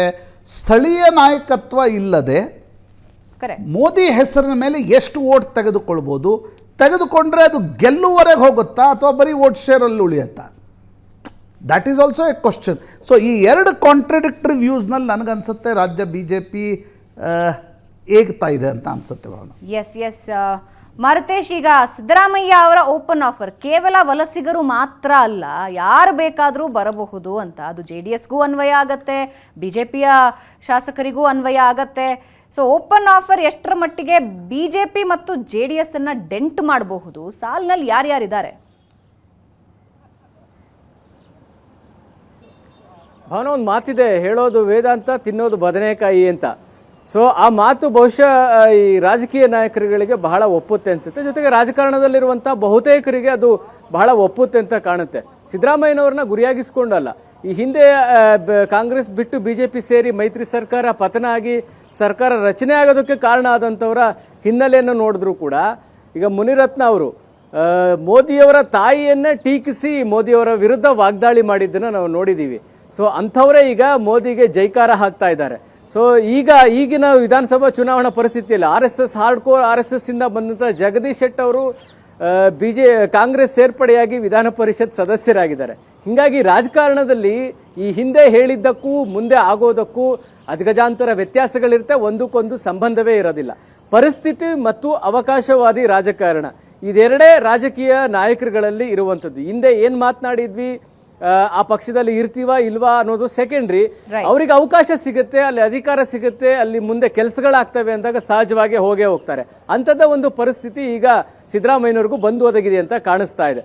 ಈಗ ಯಾಕೆ ಈ ವಲಸಿಗರನ್ನ ಕರೀತಾ ಇದ್ದಾರೆ ಅಂದ್ರೆ, ವಲಸಿಗರ ಕ್ಷೇತ್ರವನ್ನ ಗಮನಿಸಿದಾಗ ಅವರೆಲ್ಲರೂ ಕೂಡ ಪುನಃ ಆಯ್ಕೆ ಆಗಬಹುದಾದಂತಹ ಸ್ಟ್ರಾಂಗ್ ಲೀಡರ್ಸ್. ಈಗ ಮುನಿರತ್ನ ಅವರ ಕ್ಷೇತ್ರದಲ್ಲಿ ಮತ್ತೊಬ್ಬರು ಎದುರಾಳಿ ಗೆಲ್ಲೋದು ಅಷ್ಟು ಈಸಿಯಾದ ಕೆಲಸ ಅಲ್ಲ. ಸೋಮಶೇಖರ್ ಅವರ ಕ್ಷೇತ್ರದಲ್ಲೂ ಅದೇ ಪರಿಸ್ಥಿತಿ, ಗೋಪಾಲಯ್ಯನವರ ಕ್ಷೇತ್ರದಲ್ಲೂ ಅದೇ ಪರಿಸ್ಥಿತಿ, ಜೊತೆಗೆ KR ಪುರಮ್ಮ ಭೈರತ್ ಬಸವರಾಜ್ ಅವರ ಕ್ಷೇತ್ರದಲ್ಲೂ ಕೂಡ ಅದೇ ಪರಿಸ್ಥಿತಿ. ಅಂಥ ನಾಯಕರುಗಳನ್ನೇ BJP ಹಿಂದೆ ಸೆಳೆದುಕೊಂಡು ಮೈತ್ರಿ ಸರ್ಕಾರವನ್ನ ಪತನಗೊಳಿಸಿ BJP ಅಧಿಕಾರಕ್ಕೆ ಬಂದಿತ್ತು. ಅಂದ್ರೆ ಮತ್ತೆ ಬೈ ಎಲೆಕ್ಷನ್ ನಡೆದ್ರೆ ಅವರೆಲ್ಲರೂ ಕೂಡ ಪುನರ್ ಆಯ್ಕೆ ಆಗಬಹುದಾದಂತಹ ಪಾಸಿಬಿಲಿಟೀಸ್ ಜಾಸ್ತಿ ಇರುವಂತವರನ್ನ ಸೆಳೆದುಕೊಂಡಿತ್ತು. ಹಾಗಾಗಿ ಮುಖ್ಯಮಂತ್ರಿ ಸಿದ್ದರಾಮಯ್ಯನವರ ಈ ಆಹ್ವಾನವನ್ನ ನೋಡಿದಾಗ ಸಹಜವಾಗಿ ಅವರೆಲ್ಲರೂ ಕೂಡ ಪದೇ ಗೆಲ್ತಾ ಇರುವಂತಹ ಅಭ್ಯರ್ಥಿಗಳು, ಅವರು ಬಂದ್ರೆ ಪಕ್ಷಕ್ಕೆ ಲಾಭ ಆಗುತ್ತೆ. ಹೈಕಮಾಂಡ್ ಕೂಡ ಟಾರ್ಗೆಟ್ 20 ಕೊಟ್ಟಿರೋದ್ರಿಂದ ಅದನ್ನ ಜಯಿಸಲೇಬೇಕಾದಂತ ಒತ್ತಡದಲ್ಲೂ ಕೂಡ ಸಿದ್ದರಾಮಯ್ಯನವರು ಇದ್ದಾರೆ. ಆ ಕಾರಣಕ್ಕಾಗಿ ಹಿಂದೆ ಏನ್ ಹೇಳಿದ್ದೆ ಅನ್ನೋದನ್ನ ಮರೆತಿದ್ದಾರೆ, ಓಪನ್ ಆಗಿ ಆಫರ್ ಕೊಡ್ತಾ ಇದ್ದಾರೆ. ಆದ್ರೆ ಎಷ್ಟರ ಮಟ್ಟಿಗೆ ನಾಯಕರುಗಳು ಬರ್ತಾರೆ ಅನ್ನೋದು ಸದ್ಯಕ್ಕಿರುವಂತಹ ಕುತೂಹಲ. ಆದ್ರೆ 17 ಮಂದಿಯನ್ನು ಕೂಡ ಆಪರೇಟ್ ಮಾಡಿದ್ದಾರೆ. ಅದರಲ್ಲಿ 4 ಜನ ಈಗಾಗಲೇ ಒಪ್ಪಿದ್ದಾರೆ. ಅವರ ಸೇರ್ಪಡೆಗೆ ದಿನಾಂಕ ಬಹುಶಃ ಜನವರಿಯಲ್ಲಿ ನಿಗದಿ ಆಗಬಹುದು. ಭಾವನೆ. ಎಸ್ ಮಾರುತೇಶ್, ಧನ್ಯವಾದ. ವೀಕ್ಷಕರ, ಒಂದು ಚಿಕ್ಕ ಬ್ರೇಕ್ ತಗೋಣ. ಬ್ರೇಕ್ನ ನಂತರ ವಲಸಿಗರಿಗೆ ಮತ್ತೆ ಇತರರಿಗೆ ನಮ್ಮ ಸಿದ್ಧಾಂತ ಪಕ್ಷವನ್ನ ಒಪ್ಕೊಂಡು ಬರೋದಾದ್ರೆ ಬನ್ನಿ ಅಂತ ಸಿದ್ದರಾಮಯ್ಯ ಅವರು ಓಪನ್ ಆಫರ್ ಕೊಡ್ತಾ ಇದ್ರೆ ಮತ್ತೊಂದು ಕಡೆ ಬಿಜೆಪಿಯಲ್ಲಿ ವಲಸಿಗರಿಗೆ BL ಸಂತೋಷ್ ವಾರ್ನಿಂಗ್ ಕೊಡ್ತಾ ಇದ್ದಾರೆ. ಏನಾ ವಾರ್ನಿಂಗ್, ಯಾಕೆ, ಇವೆಲ್ಲದರ ಬಗ್ಗೆ ಮಾಹಿತಿ ನೀಡ್ತೀವಿ ಚಿಕ್ಕ ಬ್ರೇಕ್ ಆದ್ಮೇಲೆ. ಬಿಜೆಪಿಯಿಂದ ಒಂದು ಕಾಲು ಹೊರಗಿಟ್ಟವರಿಗೆ ಇದೀಗ ಬಿಜೆಪಿಯಲ್ಲಿ ಶಾಕ್ ಮೇಲೆ ಶಾಕ್. ಹಾಗಾದ್ರೆ ಬಿಜೆಪಿಯಲ್ಲಿ ಏನಾಗ್ತಾ ಇದೆ? ಬಿಜೆಪಿಯಿಂದ ಒಂದು ಕಾಲು ಹೊರಗಿಟ್ಟವರಿಗೆ ಈಗ ಬಿಜೆಪಿ ಶಾಕ್ ಕೊಟ್ಟಿದೆ. ಮುಖ್ಯವಾಗಿ BL ಸಂತೋಷ್ ವಾರ್ನಿಂಗ್ ಕೊಟ್ಟಿದ್ದಾರೆ. ಬಿಜೆಪಿಯಿಂದ ಯಾರು ಒಂದು ಕಾಲು ಹೊರಗಿಟ್ಟಿದ್ದಾರೋ ಅವರಿಗೆ ನೇರ ವಾರ್ನಿಂಗ್ ಕೊಟ್ಟಿದ್ದಾರೆ BL ಸಂತೋಷ್. ಏನಾ ವಾರ್ನಿಂಗ್, ಯಾಕೆ? ದೂರು ಹೇಳೋದಕ್ಕೆ ಹೋದವರಿಗೆ ಎಚ್ಚರಿಕೆ ಕೊಟ್ಟಿದ್ದಾರೆ BL ಸಂತೋಷ್. ಪ್ರಮುಖವಾಗಿ ಪಕ್ಷದ ಸಂಘಟನೆಯ ಕೆಲಸ ಮಾಡಿ ಪಕ್ಷದಲ್ಲಿ ಸರಿಯಾಗಿ ನಡೆಸ್ಕೊಳ್ತಾ ಇಲ್ಲ ಅಂತ ದೂರೋದಕ್ಕೆ ಬಂದವರಿಗೆ, ಚುನಾವಣೆಯಲ್ಲಿ ತಮ್ಮ ವಿರುದ್ಧ ಕೆಲಸ ಮಾಡಿದ್ರು ಅನ್ನೋ ಆರೋಪ ಹೇಳೋದಕ್ಕೆ ಬಂದವರಿಗೆ, ಕೆಲವರ ವಿರುದ್ಧ ಶಿಸ್ತು ಕ್ರಮಕ್ಕೆ ಒತ್ತಾಯಿಸಿದ್ದ ಬಾಂಬೆ ನಿಯೋಗಕ್ಕೆ ಬಿಜೆಪಿ ಶಾಕ್ ಕೊಡ್ತಾ ಇದೆ. ನಮ್ಮ ಪರವಾಗಿ ಕಾರ್ಯಕರ್ತರು ಕೆಲಸ ಮಾಡಿಲ್ಲ, ಸರ್ಕಾರ ಹೋದ ನಂತರ ನಮ್ಮನ್ನ ಸರಿಯಾಗಿ ನಡೆಸಿಕೊಳ್ತಾ ಇಲ್ಲ ಅನ್ನೋ ಆರೋಪ ಮಾಡೋದಕ್ಕೆ ಹೋದವರಿಗೆ BL ಸಂತೋಷ್ ಶಾಕ್ ಕೊಟ್ಟಿದ್ದಾರೆ. ಪಕ್ಷ ಸಂಘಟನೆ ಮಾಡಿ ಅಂತ ಹೈಕಮಾಂಡ್ ಸೂಚನೆ ಕೊಟ್ಟಿದೆ. ಸರ್ಕಾರ ಇದ್ದಾಗ ನಿಮಗೆ ಮಂತ್ರಿಗಿರಿ ಸಿಕ್ಕಿದೆ, ಸೋತವರು ಗೆದ್ದವರು ಪಾರ್ಟಿಗೆ ಕೆಲಸ ಮಾಡಿ, ಹೈಕಮಾಂಡ್ ನಡೆಯನ್ನ ಮಾತಿನ ಮೂಲಕ BL ಸಂತೋಷ್ ತಿಳಿಸಿದ್ದಾರೆ. BL ಸಂತೋಷ್ ಮಾತಿನಿಂದ ವಲಸಿಗ ಶಾಸಕರಿಗೆ ಬಿಗ್ ಶಾಕ್ ಆಗಿದೆ. ಒಂದು ಕಡೆ ಕಾಂಗ್ರೆಸ್ ರೆಡ್ ಕಾರ್ಪೆಟ್ ಹಾಕಿ ಕರೀತಾ ಇದೆ. ಇದರ ಮಧ್ಯದಲ್ಲಿ ತಮ್ಮ ಆರೋಪಗಳನ್ನ ಹೈಕಮಾಂಡ್ ಮುಂದೆ ಹೇಳೋದಕ್ಕೆ ಹೋಗಿದ್ರು. ಒತ್ತಾಯ ಮಾಡಿ ಉಳಿಸಿಕೊಳ್ತಾರೆ ಅಂತ ವಲಸಿಗರು ಅಂದುಕೊಂಡಿದ್ರು. ನೀವು ಹೋಗಬೇಡಿ, ಇಲ್ಲೇ ಇರಿ ಅಂತ ಹೇಳ್ತಾರೆ ಅಂದ್ಕೊಂಡಿದ್ರು. ಫೋನ್ ಮೂಲಕ ಸಂತೋಷ್ರನ್ನ ಸಂಪರ್ಕಿಸಿದವರಿಗೆ ವಾರ್ನಿಂಗ್ ನೀಡಲಾಗಿದೆ. ನಮ್ಮ ಮಾತು ಹೈಕಮಾಂಡ್ ಕೇಳುತ್ತೆ, ನಮ್ಮ ದೂರು ದುಮ್ಮಾನಗಳನ್ನ ಕೇಳುತ್ತೆ, ಒತ್ತಾಯ ಮಾಡಿ ನಮ್ಮನ್ನ ಉಳಿಸ್ಕೊಳ್ಳುತ್ತೆ, ಯಾಕಂದ್ರೆ ಕಾಂಗ್ರೆಸ್ ಸೆಳೆಯೋ ಪ್ರಯತ್ನ ಮಾಡ್ತಾ ಇದೆ ಅಂತ ವಲಸಿಗರು ಅಂದುಕೊಂಡಿದ್ರು. ಆದ್ರೆ ಫೋನ್ ಮೂಲಕ ಸಂತೋಷ್ ಸಂಪರ್ಕಿಸಿದ್ದವರಿಗೆ ವಾರ್ನಿಂಗ್ ನೀಡಲಾಗಿದೆ. ಈ ಬಗ್ಗೆ ನಮ್ಮ ಜೊತೆ ಇನ್ನಷ್ಟು ಮಾಹಿತಿ ಹಂಚಿಕೊಳ್ಳೋದಕ್ಕೆ ನಮ್ಮ ಪ್ರತಿನಿಧಿ ರವಿ ಶಿವರಾಮ್ ಲೈವ್ ನಲ್ಲಿದ್ದಾರೆ. ರವಿ ಶಿವರಾಮ್, ಕಾಂಗ್ರೆಸ್ ಒಂದು ಕಡೆ ರೆಡ್ ಕಾರ್ಪೆಟ್ ಹಾಕಿ ಎಲ್ಲರನ್ನ ಕರೀತಾ ಇದೆ. ಯಾರ್ಯಾರು ಬರ್ತಿರೋ ನಮ್ಮ ತತ್ವ ಸಿದ್ಧಾಂತಕ್ಕೆ ಒಪ್ಪಿ ಅವರೆಲ್ಲರೂ ಬನ್ನಿ ಅಂತ ಹೇಳ್ತಾ ಇದೆ. ಹಾಗಾಗಿ ತಮ್ಮ ಕೆಲಸ ಏನಿದೆಯೋ ಅಥವಾ ತಮ್ಮ ಬೇಡಿಕೆ ಏನಿದೆಯೋ ಅದು ನೆರವೇರಿಸೋದಕ್ಕೆ ಬಿಜೆಪಿ ಗ್ಯಾರಂಟಿ ರೆಡಿ ಇರುತ್ತೆ. ಅದು ಯಾವುದೇ ವಿಷಯ ಆಗಿರಲಿ, ನಮಗೆ ಸಪೋರ್ಟ್ ಮಾಡ್ತಾ ಇಲ್ಲ, ಸರಿಯಾಗಿ ನಡೆಸ್ಕೊಳ್ತಾ ಇಲ್ಲ, ಕಾರ್ಯಕರ್ತರ ಮಾತು ಕೇಳ್ತಾ ಇಲ್ಲ, ಎಲ್ಲವನ್ನೂ ಹೈಕಮಾಂಡ್ ಕೇಳಿಸ್ಕೊಳ್ಳುತ್ತೆ ಅಂತ ಅಂದುಕೊಂಡಿದ್ರು. ಆದರೆ ಬಿಜೆಪಿಯ ಈ ನಡೆ ಶಾಕಿಂಗ್ ಆಗಿದೆ. ನಿಶ್ಚಿತವಾಗಿ ಹೌದು ಭಾವನಾ. ಎಸ್ ಟಿ ಸೋಮಶೇಖರ್ ಬಿಜೆಪಿಯನ್ನ ಬಿಟ್ಟು ಕಾಂಗ್ರೆಸ್ ಹೋಗ್ತಾರೆ ಅನ್ನುವಂತ ಚರ್ಚೆ ದಿನಕ್ಕೆ ಜಾಸ್ತಿ ಆಗ್ತಾ ಇದೆ. ಇವತ್ತು ಅವರು ಮಾಧ್ಯಮಗಳಿಗೆ ಮಾತನಾಡೋ ಒಂದು ಮಾತನ್ನ ಹೇಳಿದ್ರು, ನಾನು ದೆಹಲಿಗೆ ಹೋಗೋದಿಲ್ಲ ಮತ್ತು ದೆಹಲಿಯಿಂದ ನನಗೆ ಕರೆಯೂ ಬಂದಿಲ್ಲ, ಸಂಪರ್ಕವೂ ಮಾಡಲಿಲ್ಲ ಹೇಳುವಂತ ಹೇಳಿಕೆಯನ್ನ ಕೊಟ್ಟಿದ್ರು. ಆದ್ರೆ ಕೆಲ ದಿನಗಳ ಹಿಂದೆ ನಮಗಿರುವ ಮಾಹಿತಿಯ ಪ್ರಕಾರ ಕೆಲವರು BL ಸಂತೋಷ್ ಅವರನ್ನ ದೂರವಾಣಿಯ ಮೂಲಕ ಸಂಪರ್ಕ ಮಾಡಿದಾಗ BL ಸಂತೋಷ್ ಬಹಳ ನೇರವಾಗಿ ಫೋನ್ ಕರೆ ಮಾಡಿದವರಿಗೆ ತಿಳಿಸ್ತಾರೆ ಅನ್ನುವಂತ ಮಾಹಿತಿಗಳು ಬರ್ತಾ ಇದಾವೆ. ನೀವು ಅಧಿಕಾರಕ್ಕಾಗಿ, ಅವರ ಮಾತಿನ ಫ್ಲೋ ಹೇಗಿತ್ತು ಅಂದ್ರೆ, ಅಧಿಕಾರಕ್ಕೋಸ್ಕರ ನೀವು ಪಾರ್ಟಿಗೆ ಬಂದ್ರಿ, ಈಗ ಸೋತಿದ್ದೀರಿ ಅಥವಾ ಗೆದ್ದಿದ್ದೀರಿ, ಈಗ ಪಾರ್ಟಿ ಕೆಲಸವನ್ನ ಮಾಡಿ ಅನ್ನುವಂತ ಸೂಚನೆಯನ್ನ BL ಸಂತೋಷ್ ಅವರು ಬಹಳ ನೇರವಾಗಿ ಹೇಳಿದ್ದಾರೆ ಅನ್ನುವಂಥದ್ದು ಈಗ ಬಂದಿರುವಂತ ವರ್ತಮಾನ. ಪ್ರಮುಖವಾಗಿ ಇವತ್ತು ಈಶ್ವರಪ್ಪ ಅವರು ಮಾತಾಡಿದ್ದನ್ನ ಕೂಡ ನಾವು ಗಮನಿಸಿರಬಹುದು. ಕೆಲವರು ಒಂದಿಬ್ರು ಪಾರ್ಟಿಯನ್ನು ಬಿಟ್ಟು ಹೋದಾಕ್ಷಣ ಬಿಜೆಪಿಗೆ ಏನು ಆಗೋದಿಲ್ಲ ಹೇಳುವಂತ ಹೇಳಿಕೆಯನ್ನು ಕೂಡ ಕೊಟ್ಟಿದ್ದಾರೆ. ಆದ್ರೆ ಭಾವನ ಬಹಳ ಮುಖ್ಯವಾಗಿ ಗಮನಿಸಬೇಕಾದ ಒಂದು ಅಂಶ ಅಂತ ಹೇಳಿದ್ರೆ, ಯಾವಾಗ 17 ಜನ ಬಂದು ಬಿಜೆಪಿ ಅಧಿಕಾರಕ್ಕೆ ಬಂತು, ಆ ಸಂದರ್ಭದಲ್ಲಿ ಈ ರೀತಿ ಆಪರೇಷನ್ ಅನ್ನ ಮಾಡ್ಬೇಕಾ ಎನ್ನುವಂತ ಒಂದು ವೈರುಧ್ಯ ಕೆಲವು ಮೂಲ ಬಿಜೆಪಿಗಳಿಗಿತ್ತು. ಅಂದ್ರೆ ಈಗ 17 ಜನ ನಾವು ಕರ್ಕೊಂಡು ಬಂದಿವಿ ಅಥವಾ ಆಪರೇಷನ್ ಮೂಲಕ ಸರ್ಕಾರ ರಚನೆ ಮಾಡಿದ್ವಿ, ನಾಳೆ ಇವರೆಲ್ಲರೂ ಪಾರ್ಟಿಯಲ್ಲಿ ಇರ್ತಾರ ಅಥವಾ ಪಾರ್ಟಿಯ ಮೂಲ ಬಿಜೆಪಿಗರು ಕಾರ್ಯಕರ್ತರು ಯಾವ ರೀತಿ ಬೇಸರಗೊಳ್ಳುತ್ತಾರೆ, ಇದೆಲ್ಲದರ ಬಗ್ಗೆ ಕೂಡ ನಂತರ ದಿನಗಳಲ್ಲಿ ಬಹಳ ಚರ್ಚೆ ಆಗಿದ್ವು. ಆದ್ರೆ ಯಾವಾಗ ವಿಧಾನಸಭಾ ಚುನಾವಣೆ ಹತ್ರ ಬಂತು, ಆಗ್ಲೂ ಕೂಡ ಇದೇ ರೀತಿಯ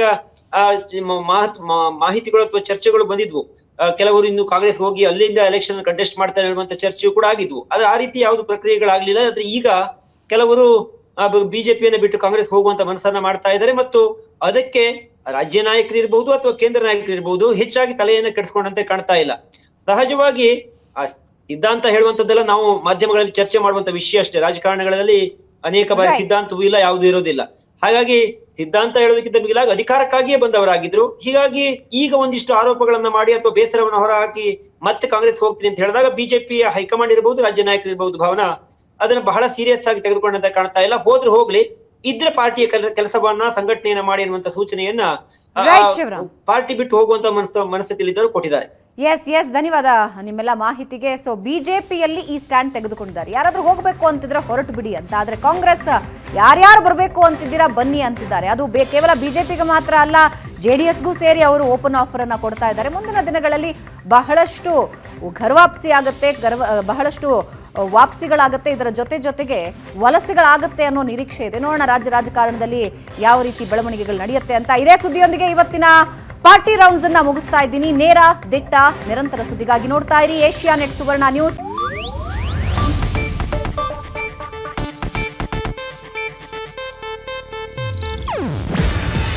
ಇದು ಏಷ್ಯಾನೆಟ್ ನ್ಯೂಸ್ ನೆಟ್ವರ್ಕ್ ಪ್ರಸ್ತುತಿ. ನೀವು ನೋಡ್ತಿದ್ದೀರಾ ಏಷ್ಯಾನೆಟ್ ಸುವರ್ಣ ನ್ಯೂಸ್.